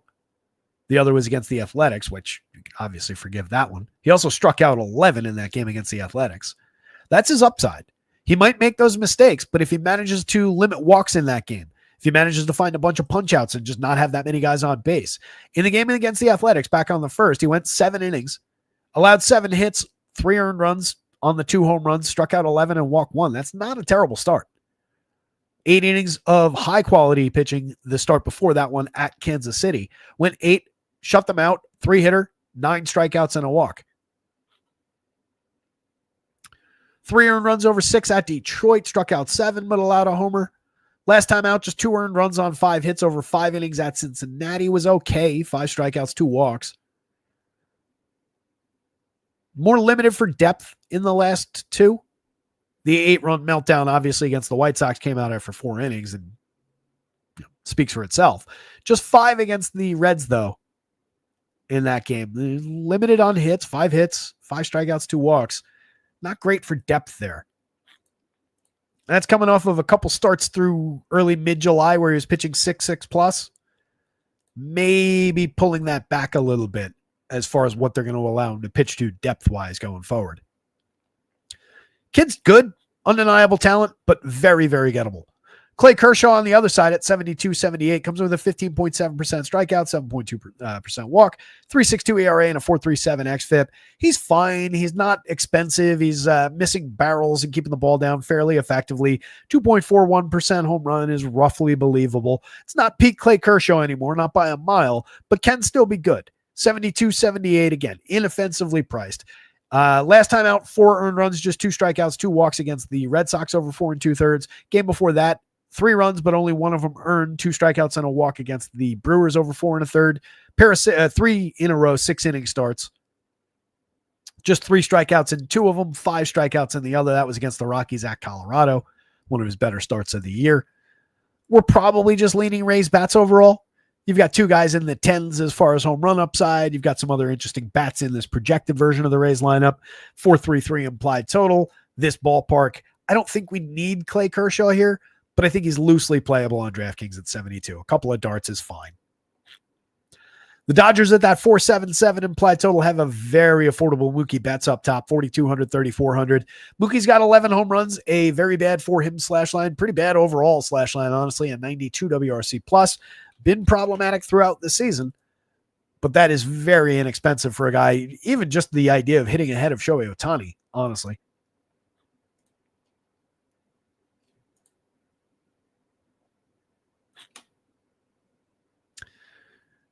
Nope, no improvement there. I was going to give him a over the last 10 days, but nope. 205, 295, 256. Yikes. 62 WRC plus. Been really rough for Mookie. If I'm going Dodgers, it's very difficult to leave him out, especially when he's got second base eligibility. That said, FanDuel, still a little bit higher priced, I think, than DK at 42 relative to the cap. Ohtani at 65.47 or any price at which you can find him, definitely worth playing. 38 home runs, 13 stolen bases, a 165 WRC plus. Enough said at Shohei Ohtani. Will Smith, one of the best catcher bats that money can buy. 325, 424, 544 season at 219 ISO. Major for premium contact, 14 home runs on the year, a 171 WRC plus, a 397 xWOBA. Just one of the best catcher bats not named Cal Raleigh in all of baseball. Freddie Freeman at 45.34 has 11 home runs, tremendous slash line year after year, 134 WRC plus, a 348 xWOBA. FanDuel, he costs 34. DraftKings, he costs 45. Feel like he's gotten a little bit light as far as those prices go, while still being an effectively priced player. Freddie Freeman at 7.64 happens to be your home run pick of the day. How about that? Teoscar Hernandez at 10.54. Monster opportunity for home run power out of him. I almost made Teoscar the home run pick of the day. Then I remembered that this ballpark is like Yankee Stadium, and I took a lefty because why not? But Teoscar's got an 11.6% barrel, 45.4% hard hit, 16 homers, 203 ISO. Another tremendous power season for him in only 357 plate appearances. Andy Pajas at 19 home runs, a 192 ISO. Very playable piece who's down to just 4,000, 3,000 over the last month. Michael Conforto at 31.26 continues to be sub Mendoza, 309 on base, 88 WRC plus, just 9 home runs and 340 chances. But look at all those barrels, all that hard hit. There is upside there. The 350 xWOBA is undeniable upside. That's a good player hiding in a bad player's body, or other way around. Tommy Edman at 32.29. At worst, he's mix and matchable. It sucks that he's third base only on DraftKings. You really don't love him at third. Second, outfield, those positions work a lot better for Tommy Edman for me.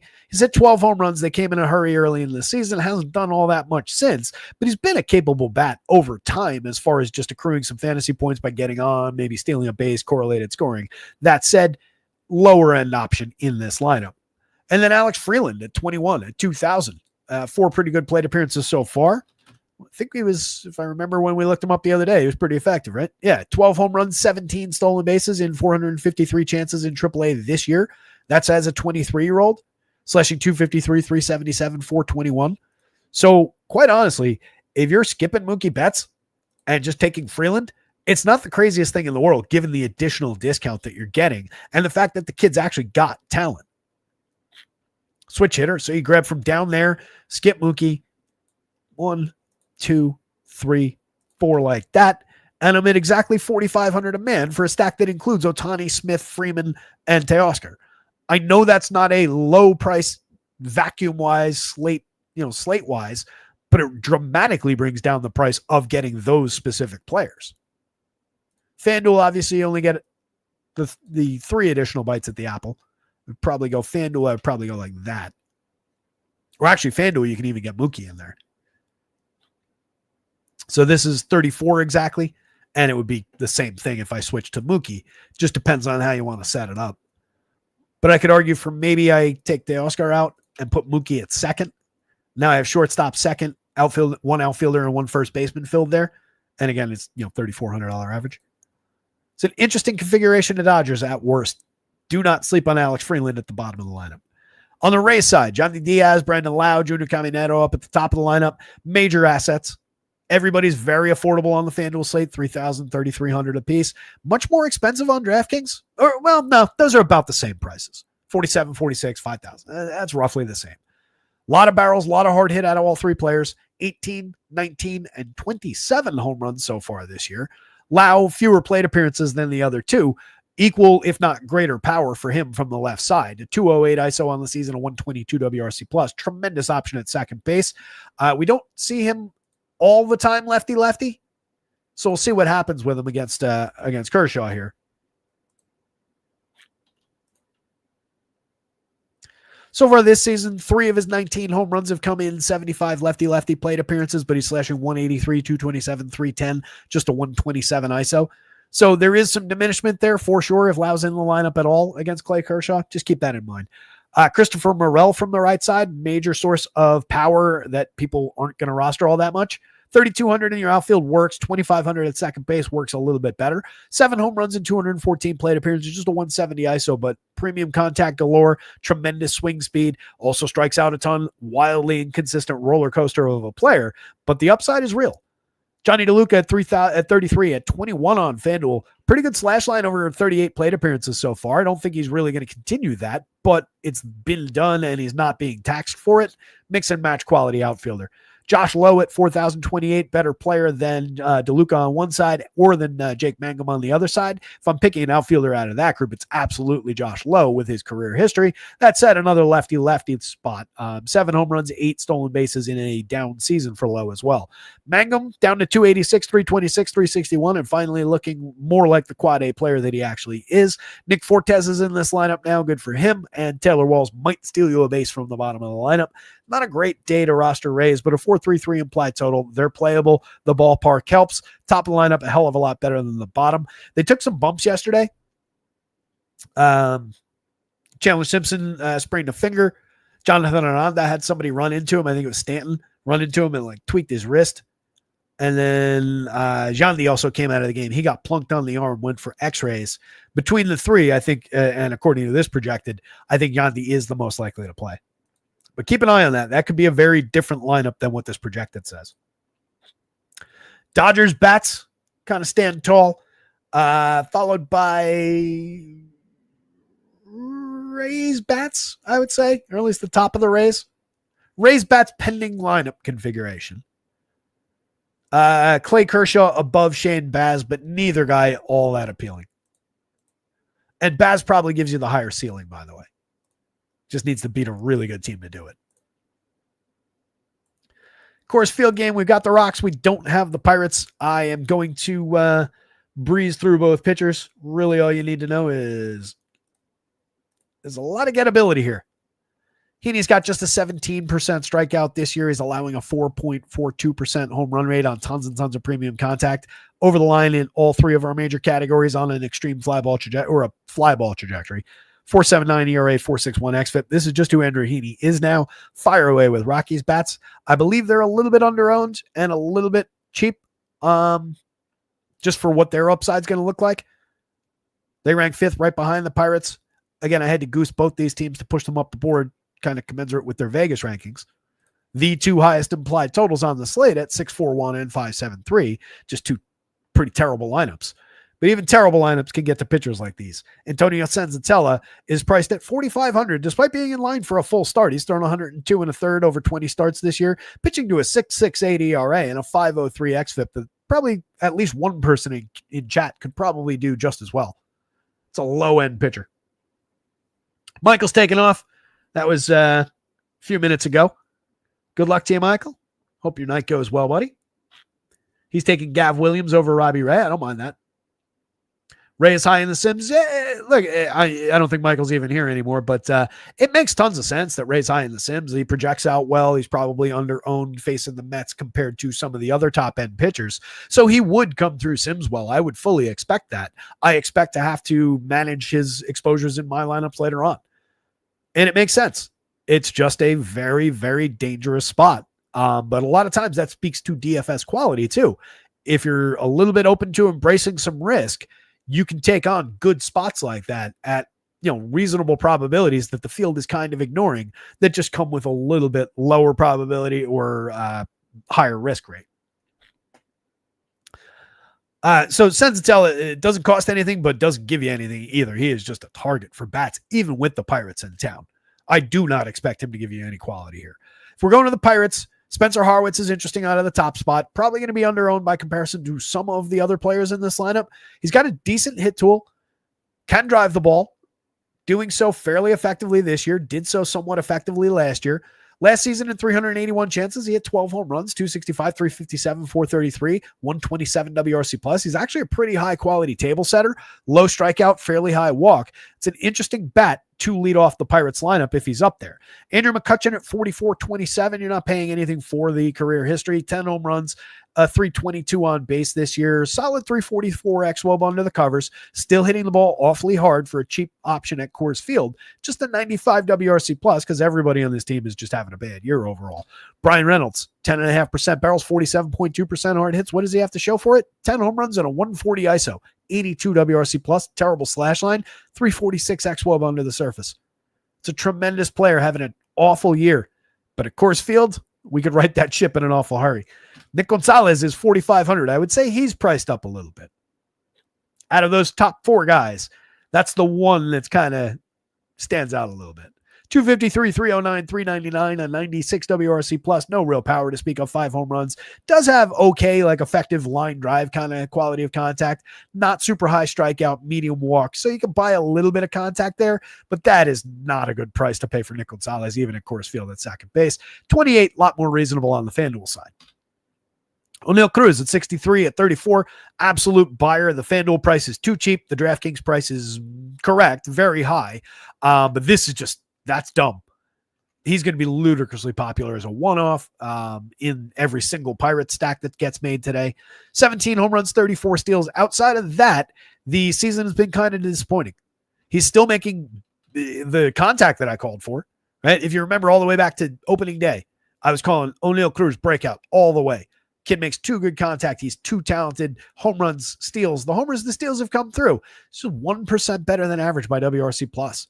199 ISO, not even a 200 ISO, despite 20.8% barrels and 57.1% hard hits.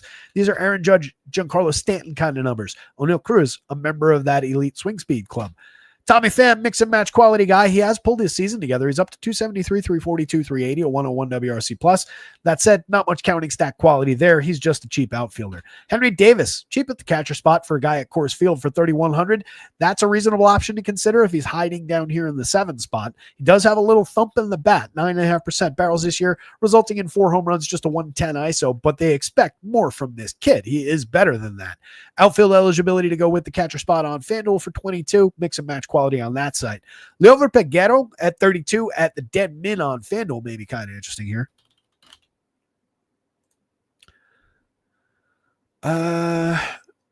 In 213, that's in the show. In 555 AAA plate appearances last year as just a 23-year-old.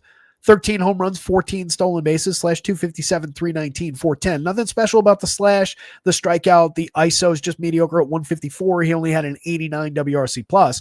But when we talk about like a Sedan Rafaela kind of accounting stats type asset, any given slate DFS upside from a guy who's not going to be popular down toward the bottom of the lineup in Coors Field, that becomes more and more appealing as I was talking there. has second base eligibility for just $3,200 on DraftKings. Dead min price on FanDuel. Hit a home run already this season in his 26 plate appearances. Hasn't been bad. Last year just made 10 plate appearances in the show, but 2 years ago, hit 7 home runs, stole 6 bases and 213 chances, if you remember that.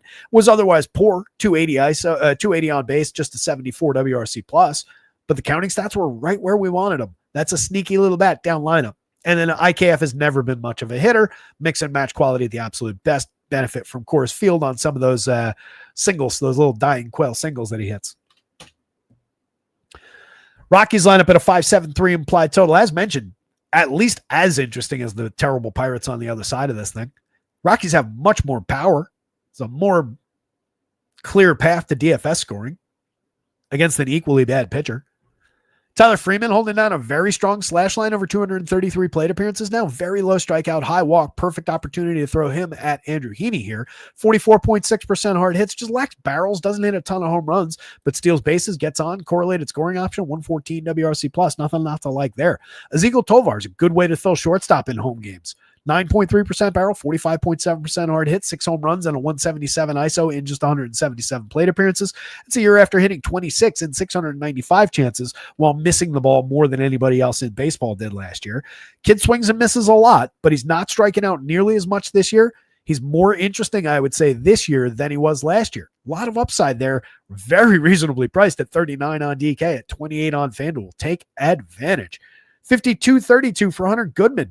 Not even particularly expensive where you need catchers on DraftKings. It's just that is a high price overall. But for Coors Field, it's not really. For going up against Andrew Heaney with their best power bat, it's not really that high.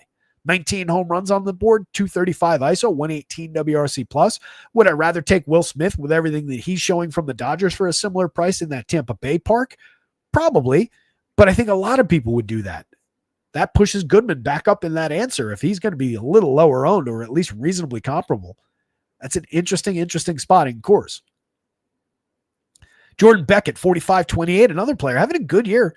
12 home runs, 11 steals on a terrible team, a 106 WRC plus, solid 183 ISO, solid but unspectacular, but a good slash line overall, 11.3% barrels. He's really coming to his own this year. Warming Bernabel at 3,300, at 2,400. First base on DraftKings, third base on FanDuel, slashing 389, 421, 833 over his first 19 plate appearances. Probably the best he's ever going to be. 2 home runs in that small sample, 234 WRC plus, a judgy in WRC plus over his 19 plate appearances so far. Kid's a hitter. He's not going to do this his entire career, but he's an interesting bat for those cheap prices. Tyler Estrada, mix and match quality at second base. I don't really want Estrada for 4,400. 2,600 seems a little bit more reasonable. 261, 292, 381. Benefits from Coors Field, obviously. A player we've seen quality from over a couple of seasons, but completely cratered earlier this year. Was terrible through 381 chances last year. 2 years ago, 14 homers, 23 steals, a solid slash line, a 101 WRC plus. Brenton Doyle, a 2020 player a couple seasons ago, 7 home runs, 10 steals now. Terrible slash line. Love the upside. 11.3% barrels, 44.8% hard hits. I'm not giving up on the player. For a cheap price to get different at Coors Field, I will take the chance. Kyle Farmer at 32.23. We got a lot out of Kyle Farmer 2 years ago in Minnesota. 11 home runs in 369 chances as a completely under-owned option from down lineup. 14 home runs the year before that, same thing. That's all he really does was those little odd, cheap, unowned home runs. He hasn't really done much of that this year, but hiding down in the 8th spot at 32, at 23 with second base eligibility, that's the perfect opportunity for him to do exactly that for us today. Not incapable, also not at all reliable, and not a high-end option. Mickey Moniak in the 9 spot is an ideal wraparound, though. 16 home runs, carrying a 316 on base. Needs to get on base a little bit more from down there. 264 ISO, though, if we're just looking at the power upside, the individual production, perfectly fine. Could drive in some of these guys if you're building from the middle down, and definitely capable of wrapping back around to give some quality up to there. Love the option at 29 on FanDuel, 43 on DraftKings, perfectly reasonable. I would much rather pay 43 for Mickey Moniak in the 9 than 44 for Tyler Estrada in the 6 spot. Call me crazy, but I kind of like the Rockies better. I know the Pirates are a spot higher, pulling better value numbers, but the difference is for me is the power. We're talking about 9th in the home run model versus 21st. I'm going to say it. Rockies bats, Pirates bats. Don't play either pitcher. If you do play a pitcher, make it Andrew Heaney, but don't play Andrew Heaney. What's that? 4 games to go? 5:45. I'm doing okay. Neither of these lineups are in. All right, so TA. 4.41 ERA, a 5.18 xFIP. There's nothing appealing about any of that. 17.6% strikeouts, 8.9% walks, way too high a whip. Does induce an 11.2% swinging strike rate. Kind of an oddball standout statistic there. Allows too many barrels on a very extreme fly ball trajectory. 4.05% home runs is entirely realistic. Facing a team that has been doing quite well against left-handed pitching this year, though they lost Austin Slater, who was one of their better bats against lefties. As I said the other day, or yesterday, I think, so Aaron Boone got him and immediately started him against a righty, which he's terrible against. But regardless, you do have quality here against the lefty. Undeniably so. Lubob especially if he's back up to the 2 spot in the lineup, is a very interesting individual from the White Sox side. Edgar Guerrero can give you a little bit. Miguel Vargas has been decent in the split. Colson Montgomery's giving you a little bit in the split. There is quality here, but it still is the White Sox. I think we need to keep that in mind. I really want to see the full list of who the lefties they've done so well against are. That game for Chris Sanchez the other day, he didn't really melt down. He just allowed two-run home runs. It's happenstance. Could happen to anybody. One of them came to Lubob. Theoretically, one of the better players in the league. I know he hasn't been. I don't need to hear it. Shane Smith on the other side at 76 at 7,000. He also misses bats pretty effectively. 11.3% swinging strike, but just 21.5% strikeouts. Too many walks. Too high in xFIP, 4.26 ERA and a 4.42 xFIP. Too many guys on base. Another guy doesn't really allow too much barrel rate, but tons of hard hit, tons of exit velo. Little lucky to be at just 2.39% home runs against. Part of that is the ability to miss bats, keep guys off balance. But these Angels can hit home runs. They have a lot of power in this lineup. You do have a little bit of diminishment in their home run model numbers just on what Smith has done. But I would say that maybe you could argue that they should be pulling a little bit more upside against him in the overall. Needs more sample for Shane Smith in the long term. Even with them having a 23.5% strikeout rate, I don't see that much appeal in Smith at 76 on DraftKings. That price is just a little bit too high compared to some of the $6,000 options. 7,000 on FanDuel, you're probably not getting enough depth to really want it. Quality start, I just don't see it. If you're going White Sox bats, Chase Meadroth, mix and match quality guy, 252, 330, 319 overall for the season. Right-handed bat to throw in against the lefty. You can find a little quality for base hit there. He's very low strikeout, high walk rate. So table setter ahead of Lubob at 3,500 at 2,900 against any lefty, and especially a high contact lefty like this who allows a lot of power. Luz Robert is undeniably interesting today.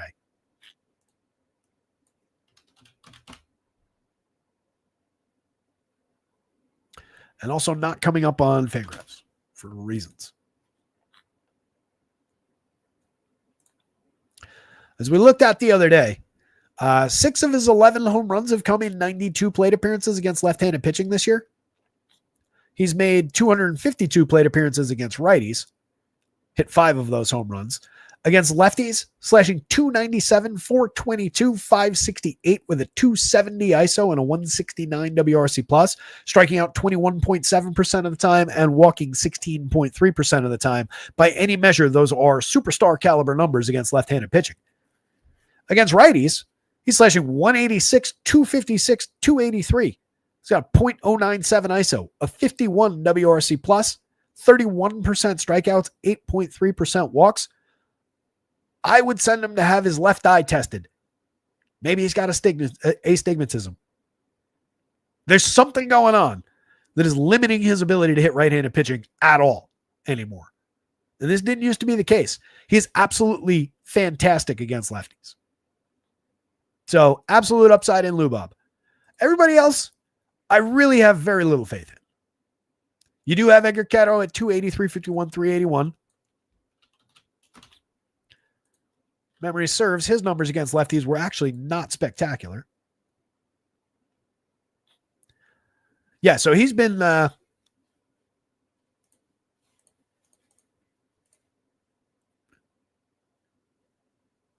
nope, those are flipped. Sorry.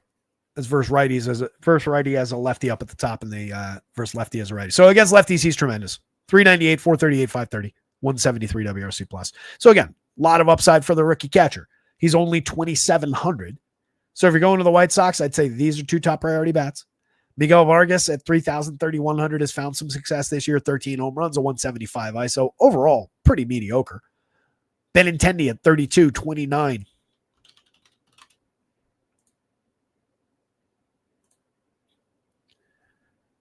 Is at 246, 254, 544, 298 ISO. He's found oddball power output and a 111 WRC plus in just 60 plate appearances against lefties this year.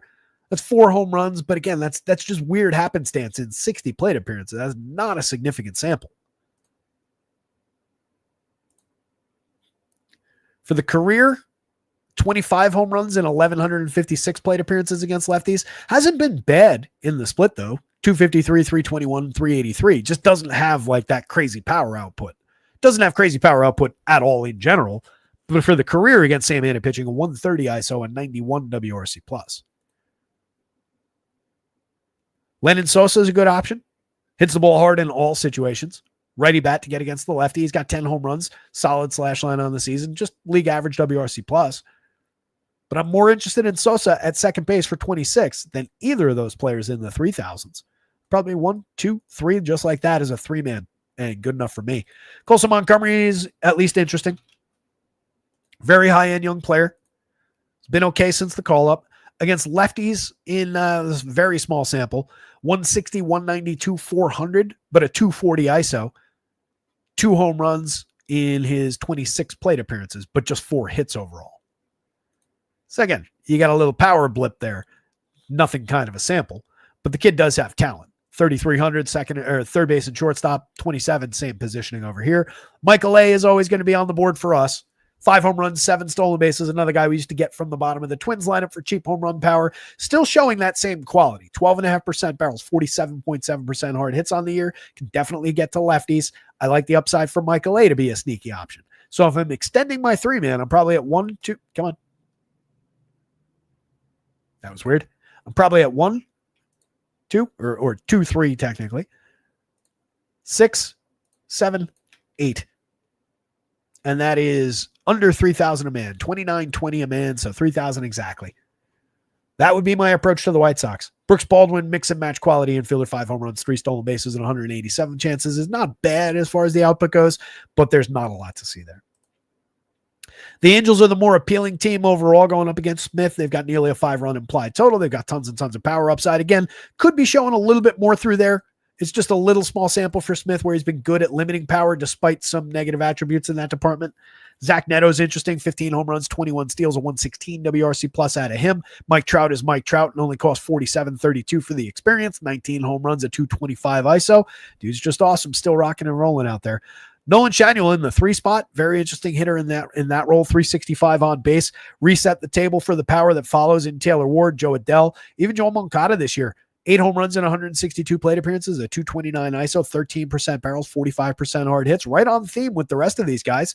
Look at all these extreme barrel rates. A lot of hard hit rate through everybody in this lineup outside of Shanuel, who's just here to get on base and does so very effectively. That is a good top 7. Logan O'Hoppe down here, 15.3% barrel, 53.1% hard hit, 18 home runs and 330 plate appearances, 199 ISO, only cost $3,500 against Shane Smith, where you need to play catchers. That is cheap. Luis Renifo and Gustavo Campero, kind of skippable down lineup. Renifo used to be good and just hasn't given us any kind of quality this year. Between the two, I could mix and match my way to some shares of him at second base. Gustavo Campero is just kind of another outfielder at best at these prices right now.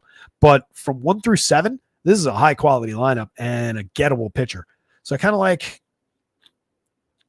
1, 2. Let me actually start with Trout. I'll actually take Shanuel. No, I won't. 1, 2, 3, 4, 5, just like that. 42 a man, 41.80. And you can get it cheaper if you went to Shanuel, let's say, instead of Taylor Ward. All right, so you're 1, 2, 3, 4, 5 like that. 4,020 a piece. And you're getting Trout, Shanuel, Adell, Moncada, and O'Hoppe. Maybe not the best in terms of like name brands, but there's a lot of quality there for DFS. Those are slate winning players. Have one already this year with those guys. And working in Neto from here, you do Neto, Trout, skip Shanuel, take the most expensive route. And that's still $4,500 a man, $4,460. Technically, I think that's the same price I got to those Dodgers 5-man at though. Something to think about. Angels bats, White Sox bats, Tyler Anderson on DraftKings. Really limited option though. Don't get overwhelmed with Tyler Anderson shares. Cardinals just a 3-2-3 implied total for that mediocre lineup. We do have the Padres lineup in. They're pulling the more interesting total here. Pod's going up against Matthew Liberatore. The Cards going up against Nick Pivetta. Between the two, Pivetta's been by far better this year, but Liberatore hasn't been bad. He's given us some useful DFS starts, given us some even more useful season-long starts. Pitching to a 4.04 ERA, a 4.08 xFIP, 18.7% strikeout against an inoffensive 5.4% walk. Few too many guys on base against that low walk rate, given the 1.27 whip. A little bit of bad luck on balls in play there. Has been pretty weak as far as the power output. We're approaching the threshold there. We're over in those two departments. Mid-board type 13.8 degree average launch, 2.25% home run rate. You could argue is probably a little lucky. Should be 3.5, somewhere in that neighborhood. Definitely gettable for power. But it is not the biggest power team in the world on the other side here. Fernando Tatis, obviously. Manny Machado, sure. Maybe some argument to be made for Ramon Laureano, who's on this team now. But up and down, it's not the hardest hitting group in the world. At 6,600, Liberatore is at least in play on DraftKings. The Padres don't strike out much, just 18.3%, and he's not a big strikeout guy. So you might be looking at like a 3 to 4 strikeout start, but he's got more than enough in the tank to go deep into this game. That said, more limited in the last two, as I mentioned at the beginning of the show. 4 1/3 last time out, 3 strikeouts, 2 walk, 1 earned run, 6 hits.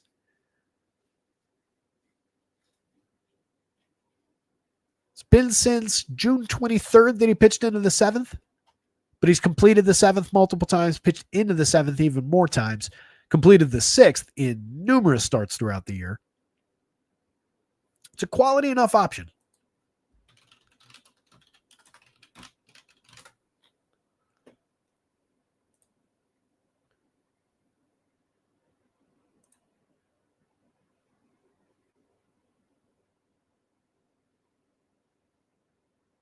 Okay, it was just a break. I took a second to Google him there because right before the All-Star break, they gave him a couple additional days off, so there's a little gap in the game log.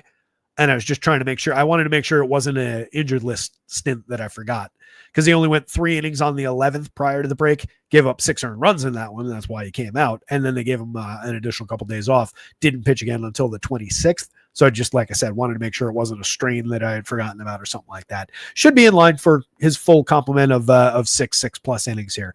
That's where you want him at 66 on DK. 82 on FanDuel. It's a dart, but it's not quite cheap enough.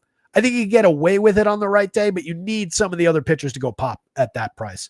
Nick Pivetta at 95 at 10.4, very much in play, pitching to a 27.2% strikeout, 2.81 ERA, a 3.57 xFIP, inducing an 11.1% swinging. There are Ks in this lineup. This is a weak lineup as far as power goes. 2 guys with 14 home runs, nobody else in the double digits in this projected version of the Cards lineup, a 3.23 implied total. Pivetta looking like one of the top-end pitchers of the day today. If you go to Cards against, Brendan Donovan still remains a high priority bat as long as he's leading off. Having a good year, 285, 358, 416. Creator runs 20% better than average. Hitting the ball squarely, although not overly crazy hard. Low strikeout, medium to high walk. Interesting enough player, correlated scoring option more than anything else. Ivan Herrera, outfield only now. 4,200 on DraftKings, 31 catcher and outfield on FanDuel, where that doesn't matter. 9 home runs, 299, 381, 473. Having a good year overall, a 362 xWOBA under the surface. Hits the ball very, very hard. Interesting bat. Probably had more value to us as a catcher because now you've only got Pedro Paz down there. Alec Burleson at 4,000. Solid contact all year long, 14 home runs, a good slash line, one of the better options from this team basically all season. 127 WRC plus out of him. Wilson Contreras has a 123 WRC plus, just 14 home runs, but continues to hit the ball very hard. First base at 4,200. He's fine there, but he's less appealing now that he's not a catcher anymore all season long. Nolan Gorman back in the lineup, 11.5% barrels, 43.5% hard hits for only 3,500. That's an interesting player if you're choosing to target Nick Pivetta. Gorman is a major source of home run power. He's also a major source of strikeout. Could feed Nick Pivetta 3 Ks here pretty easily. 9 home runs, a 189 ISO, and 226 plate appearances. Mediocre output so far this year in a season in which he's been in and out of the lineup and on and off the IL. Mason Wynn's just another shortstop, not much more. 7 home runs, 6 stolen bases, a 103 WRC plus. And then some limited options. Pedro Paz, Victor Scott down lineup. And my favorite option from down lineup, Jordan Walker, who has done nothing whatsoever to earn that title this year. Kid's just good. I really believe in the talent. Still has a 9.6% barrel, 48.6% hard hit in his batted ball events this year. That's despite the atrocious slash line, the only 3 home runs, the 4 stolen bases, the 75 WRC plus. A couple years ago, the rookie season was very, very underrated. We've talked about that plenty all year. He's just cheap now if you're going to Cardinals already, but not necessarily a reason to get there. Padres bats. Fernando Tatis, superstar. 17 home runs, 22 stolen bases, 269, 369, 449. You could argue with a little bit. 180 ISO you could argue with a little bit, but the 386 xWOBA kind of answers that argument right back, saying that, yeah, maybe he's underperformed in terms of some of these results, but the quality is all still right where it's supposed to be. 133 WRC plus on the season to boot. 4,200 first base only for Luis Arraez in the 2 spot. Still continues to be miscast down there. Weird play from that spot in the lineup. Does have a 110 WRC plus, 295, 331, 405. Perfectly fine. And once you're just talking about the DFS of it, he can get some base hits. He does not strike out. 2.7% strikeouts is absurd. 4.9% walks. It's like the reincarnation of Tony Gwynn for the Padres. Manny Machado at 51-36 has 20 home runs, 10 steals, a 302, 362, 510. One of his better seasons in recent memory. 13.3% barrels, 52.6% hard hits. Just Manny Machado, fire away if you're going Pods. And there is a at least decent enough reason to go to the Padres, at least at the top end here. 43.29 for Jackson Merrill's very affordable. Not a great season, over 325 plate appearances, missed some time. It's coming off a tremendous rookie year. 24 home runs, 16 stolen bases last year. Created runs 30% better than average with a 208 ISO. Xander Bogaerts at 41.31, highly playable option. 7 homers, 16 steals, okay output in those departments, but a 339 on base, a 107 WRC plus. Hits the ball okay, 6.8% barrel, 39.5% hard hits, not knocking anybody out of the box. But when you combine it with low strikeout, high walk, all the quality, it creates runs. He's got a 341 xWOB under the covers if you don't believe me. Speaking of xWOB, 373 for Ramon Laureano. His best season since, 2018, I think we looked at? 12.6% barrel, 48.4% hard hit, 15 home runs, 293, 55, 529. Thank you very much. Got you traded out of Baltimore for being so good. Jake Cronenworth at 36.29, mix and match quality guy across multiple positions, always has been. Jose Iglesias, not much of a bat. And Elias Diaz, also not much of a bat. Oddball power from time to time. 5 home runs on the season is not much to speak of.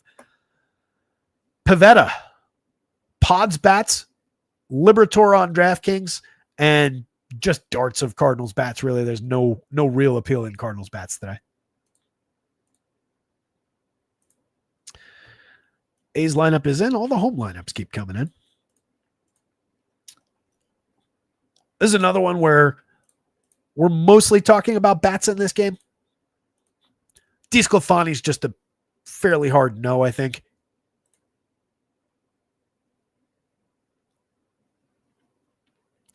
He made that full start back on July 6th. Went 4 innings in that one, gave up 4 earned, 6 strikeouts, no walk, 2 home runs allowed. And then 3 innings, and 4 innings in bulk relief on the 11th, the 20th, and the 25th.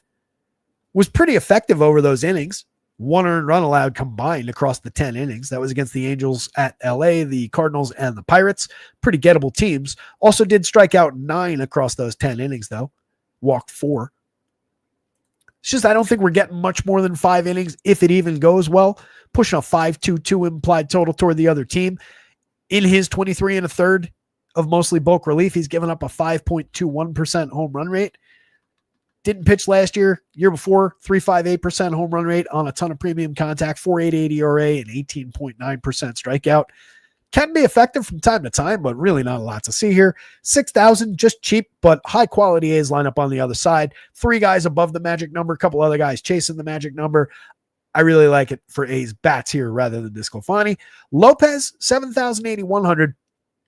Checks in with a 4.29 ERA, a 4.37 xFIP, way too many guys on base, and way too many walks, but interesting for swinging strikes. Interesting at a 27.5% strikeout rate. He's going up against the Diamondbacks lineup that still has Ketel Marte, Corbin Carroll, but then we're dealing with Lourdes Gurriel, Tyler Locklear, Tristan English, James McCann, Blaze Alexander, Geraldo Perdomo, and Jorge Barrosa in this projected version of the lineup. There are some talented players in there. There's some unproven players in there, and there's some past their prime players in there. Outside of the 2 stars up at the top, this is a greatly diminished Diamondbacks team. Still pulling a 4.89 implied total. Ballpark still on the side of bats.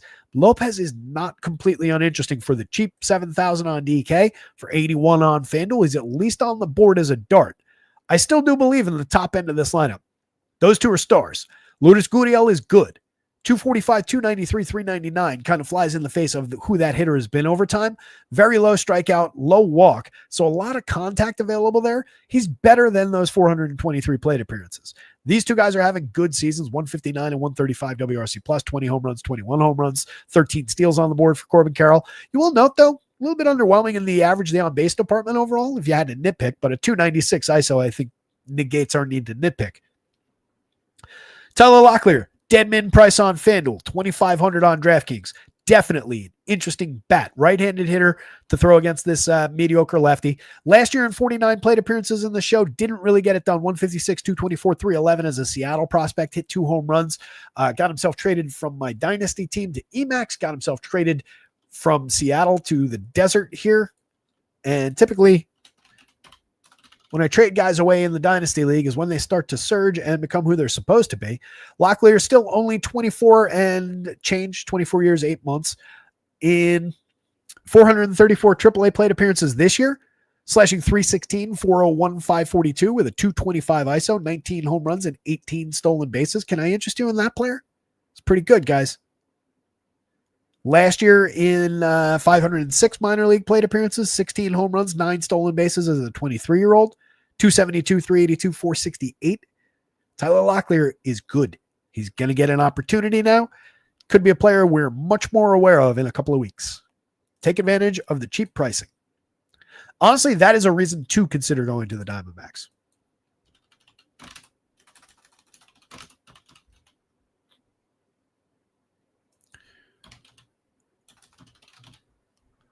Tristan English. That's why I was typing Tyler English. Tristan English, if this is the lineup that they roll out. Positional conflict there with Locklear. English is more quad A type. He's 28 years old. Still playing in AAA. This will be his major league. No, not his debut. He's made 23 plate appearances this year. He's slashing 091, 130, 136. With a negative 33 WRC plus.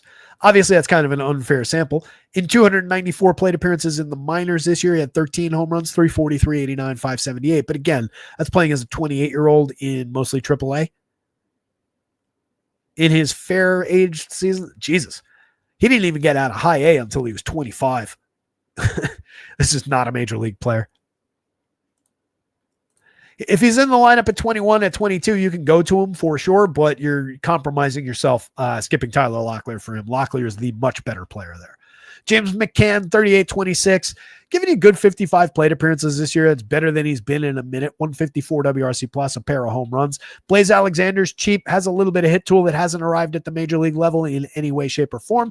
Geraldo Perdomo is the asset down lineup, might be hitting higher up in the lineup today, depending on what they do. Good year out of him, 374 on base, 11 home runs, 15 steals, a 126 WRC plus. Very interesting hitter in this new configuration of the lineup. And then Barrosa at the bottom of the lineup has done nothing with his 22 plate appearances so far.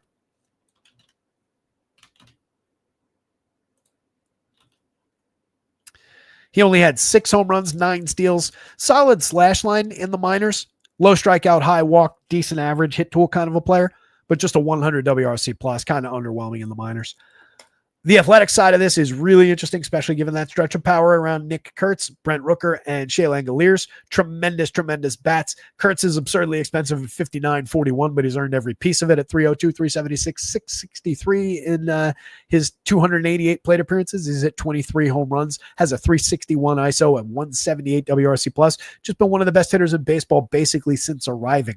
Lawrence Butler, 15 home runs, 17 steals, a good multi-category contributor from the leadoff spot for a very fair 42-29 against Anthony DeSclafani. Brent Rooker at 47-33, monster power upside, 23 homers, a 230 ISO out of him. Shea Langoliers, cheap for the power that comes from the catcher spot where you need the position, 4,300. 29 on FanDuel, very much in play as well. 18 homers, an improved strikeout rate, improved across the average in the slash line, 239 ISO this year. Monster bat. Tyler Soderstrom for only 41 for 29. The price has come right back down the ladder. He's down at 255, 330, 449. Still has 19 home runs, a 194 ISO. Still in the ball pretty hard, pretty effectively. Like the option there. Gio Urshela, not much of a hitter at 24, 23. Dead spot in the lineup for my money. Carlos Cortez is very interesting though. Still only 26, 22 across sites.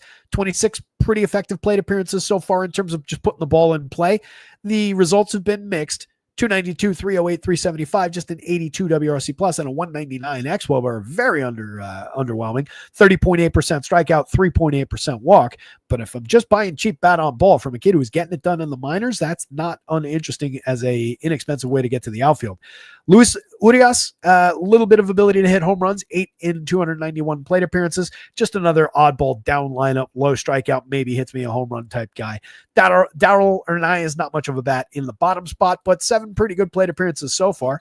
Last year, in 135, just hit the same 1 home run, stole the same 1 base, 192, 261, 242. A's bats. Diamondbacks bats, just because I'm so tempted to play that Tyler Locklear share. And then Jacob Lopez on DraftKings, and really none of the rest of the pitching. Lopez on FanDuel is okay at 81. That's all right, but would be the bottom rank thing. Last game up. Limited time to talk about it at 6:09. We'll get out of here real quick, though. Logan Gilbert, one of the top end pitchers of the day, the top projected pitcher of the day, 3.36 ERA, 2.38 xFIP, 36% strikeouts on the year, a 16.4% swinging strike, 31.9% CSW. You could maybe argue around some of the power numbers and premium contact numbers there, but we're not gonna because he is easily the best pitcher of the day. 10,000, 10-2 going up against a up and down, I think is fair to say, Texas lineup with a 3.25 implied total. Fire away with Logan Gilbert at the end of the night. And consider some Jack Leiter, at least on DraftKings at 68. Yes, this Mariners lineup is tremendous now. 4.34 implied total on the for this game speaks for itself. A lot of quality throughout the season. Counting stats galore across the board. Multi-category fillers across the board for DFS. Absolutely want to have some Mariners bats and probably prefer their bats to Jack Leiter in the vacuum of everything here. But Leiter at that price on DraftKings has a lot of upside.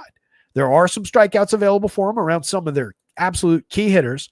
He's pitching to a 21% strikeout rate on 10.3% swinging strikes. It's not terrible. It's not great either. 11.4% walks is where the problem comes in. 4.09 ERA, but a 4.76 xFIP. But a monster number by Stuff Plus. The physics of the pitches work really, really well. So that just means that any given slate, we could find a major upside start from Jack Leiter. Not saying it's going to happen, not even projecting it, let alone predicting it, but capable. Last time out against a moderately comparable Braves lineup. 1 earned run on 2 hits, struck out 7, walked 3. Start before that, 2 earned runs on 4 hits against a fairly comparable Athletics lineup. 7 strikeouts, but walked 4. 1 home run allowed to give up the 2 runs. Not bad. 5 1/3 against Houston. 3 runs, 5 hits, 6 strikeouts, 4 walks. The walks can be the problem. That's where he gets burnt. Another 7 strikeout game against these Mariners, or those Mariners, the June 29th Mariners. Went 6, gave up 1 earned run on 7 hits, struck out 7, walked 0 in that one. This is not the highest end walks team in the world. Maybe tempers his problems with walks a little bit. Again, it's really not there at 86. That's really challenged for quality at that price. Not so over here. It's a bargain. If we're going Rangers bats against Logan Gilbert, feels like a bad idea to me. You get Josh Smith, who is cratering fast at 273, 49, 410, 114 WRC plus. Just is who Josh Smith is. I said it day one when he stepped into a more regular role. It was just, he's going to be this good for a little while, and then it's going to come down around the edges, and he's going to finish the season looking exactly like Josh Smith. And that's basically where we're at. Always playable, inoffensively priced, 35-28. The pricing fluctuates correctly with Josh Smith. Corey Seager at 47-34 feels a little bit cheap. 15 home runs at 210 ISO, 135 WRC plus, star caliber player. 43-29 for Semien, who's up to 13 homers, 11 steals, still just a 90 WRC plus. Mix and match with a little bit more to give at second base than that on the right day. Adolis Garcia is kind of the same thing. 39-29. He's just gotten cheap. 15 homers, 10 steals, has never stopped making good contact. That's what we're buying into here at the very, very cheap price. Evan Carter at 44-27, capable line drive bat, hasn't given us a ton this year outside of some on base, a little bit of correlated scoring for a 103 WRC plus, but needs to get a little bit better individually. Wyatt Langford's just good. 15 homers, 15 steals, a 105 WRC plus, 334 xWOBA, 12.3% barrels, 45.8% hard hits. Pretty strong argument to be made that he ought to be hitting like third in this lineup. Jock Peterson still really cheap, 22-24 for the career history of pounding mediocre righties. This is a tremendously good righty, though. Not a great day to be Jock Peterson here. Probably going to be a little bit more strikeout prone, more zero prone. 7.95 is second overall on this team, though, for home run upside. Josh Young, Jonah Heim, mix and match quality down the bottom of the lineup. Young is more talented than that, but hasn't shown us a lot this year. 10 home runs in 330 plate appearances, a bad slash line, a 136 ISO, below average 315 xWOBA. Not a lot to believe in outside of previous history. And then Jonah Heim just gives you occasional high-quality bat on ball. 9 home runs in 314 plate appearances. Low-end barrels and hard hits overall, but when you catch the right day, it's an affordable catcher at $2,900 who can deliver. Just not going to be the right day against Logan Gilbert. And the greatly improved Seattle Mariners with these two guys added to the lineup, courtesy of the Arizona Diamondbacks. Tremendous assets. I mean, that is just two great pickups to deepen this team and make them incredibly good. Randy Arozarena popped into the leadoff role yesterday, 51-34 for him. He's getting on base at a 353 clip.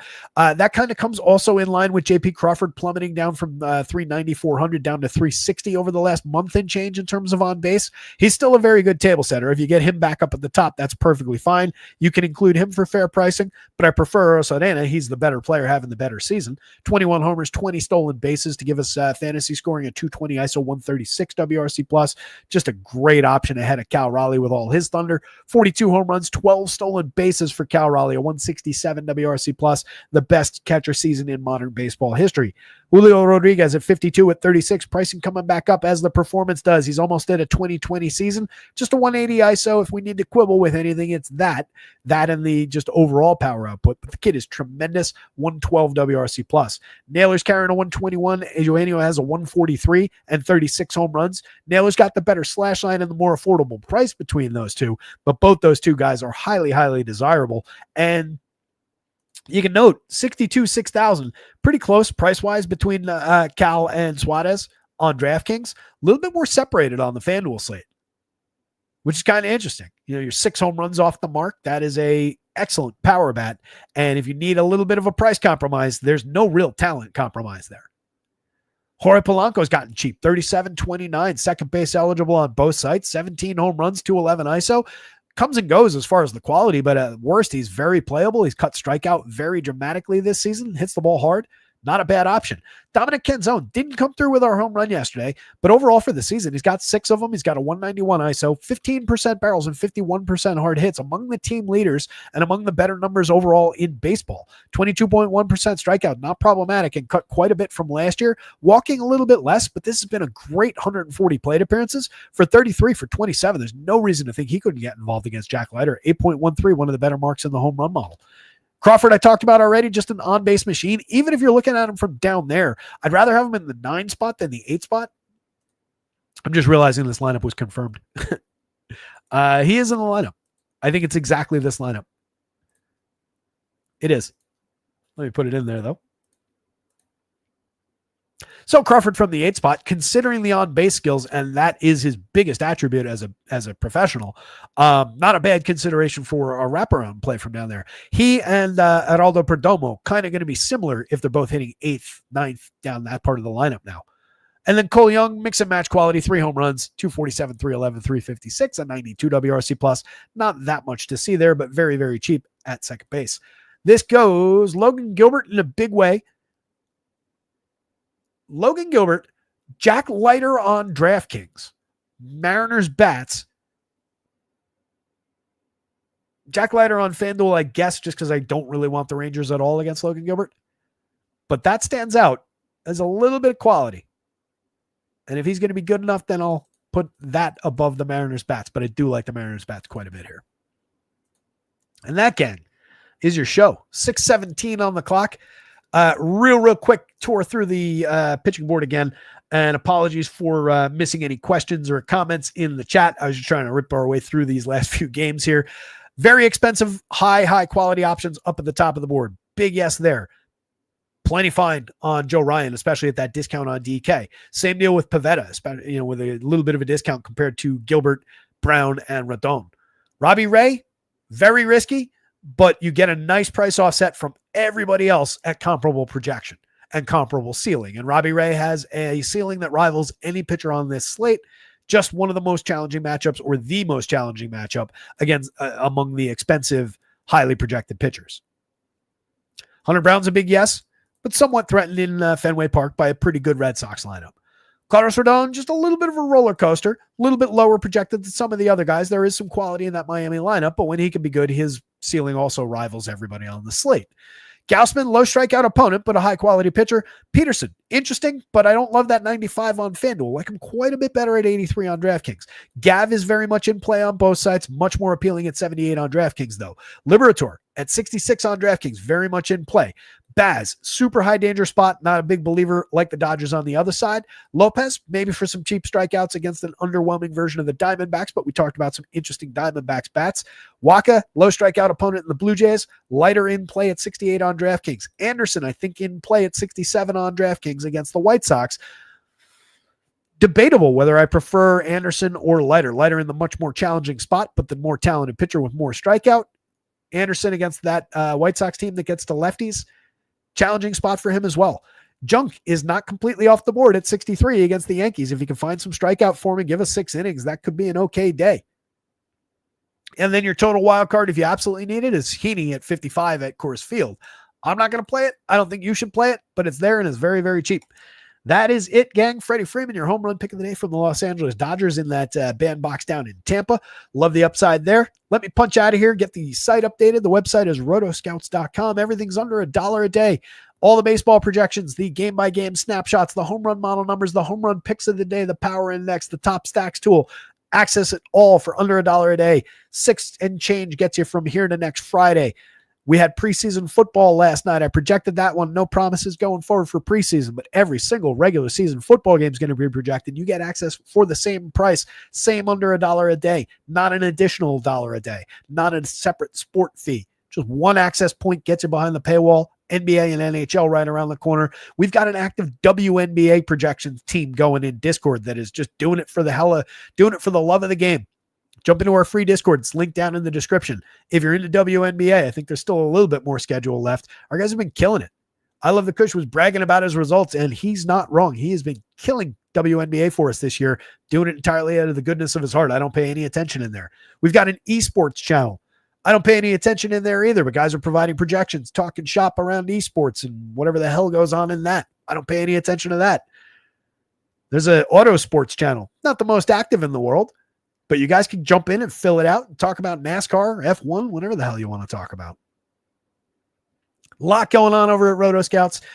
With that in mind, you guys, let me punch out of here, get out for the weekend. We'll be back with shows on Monday, content through the weekend as usual.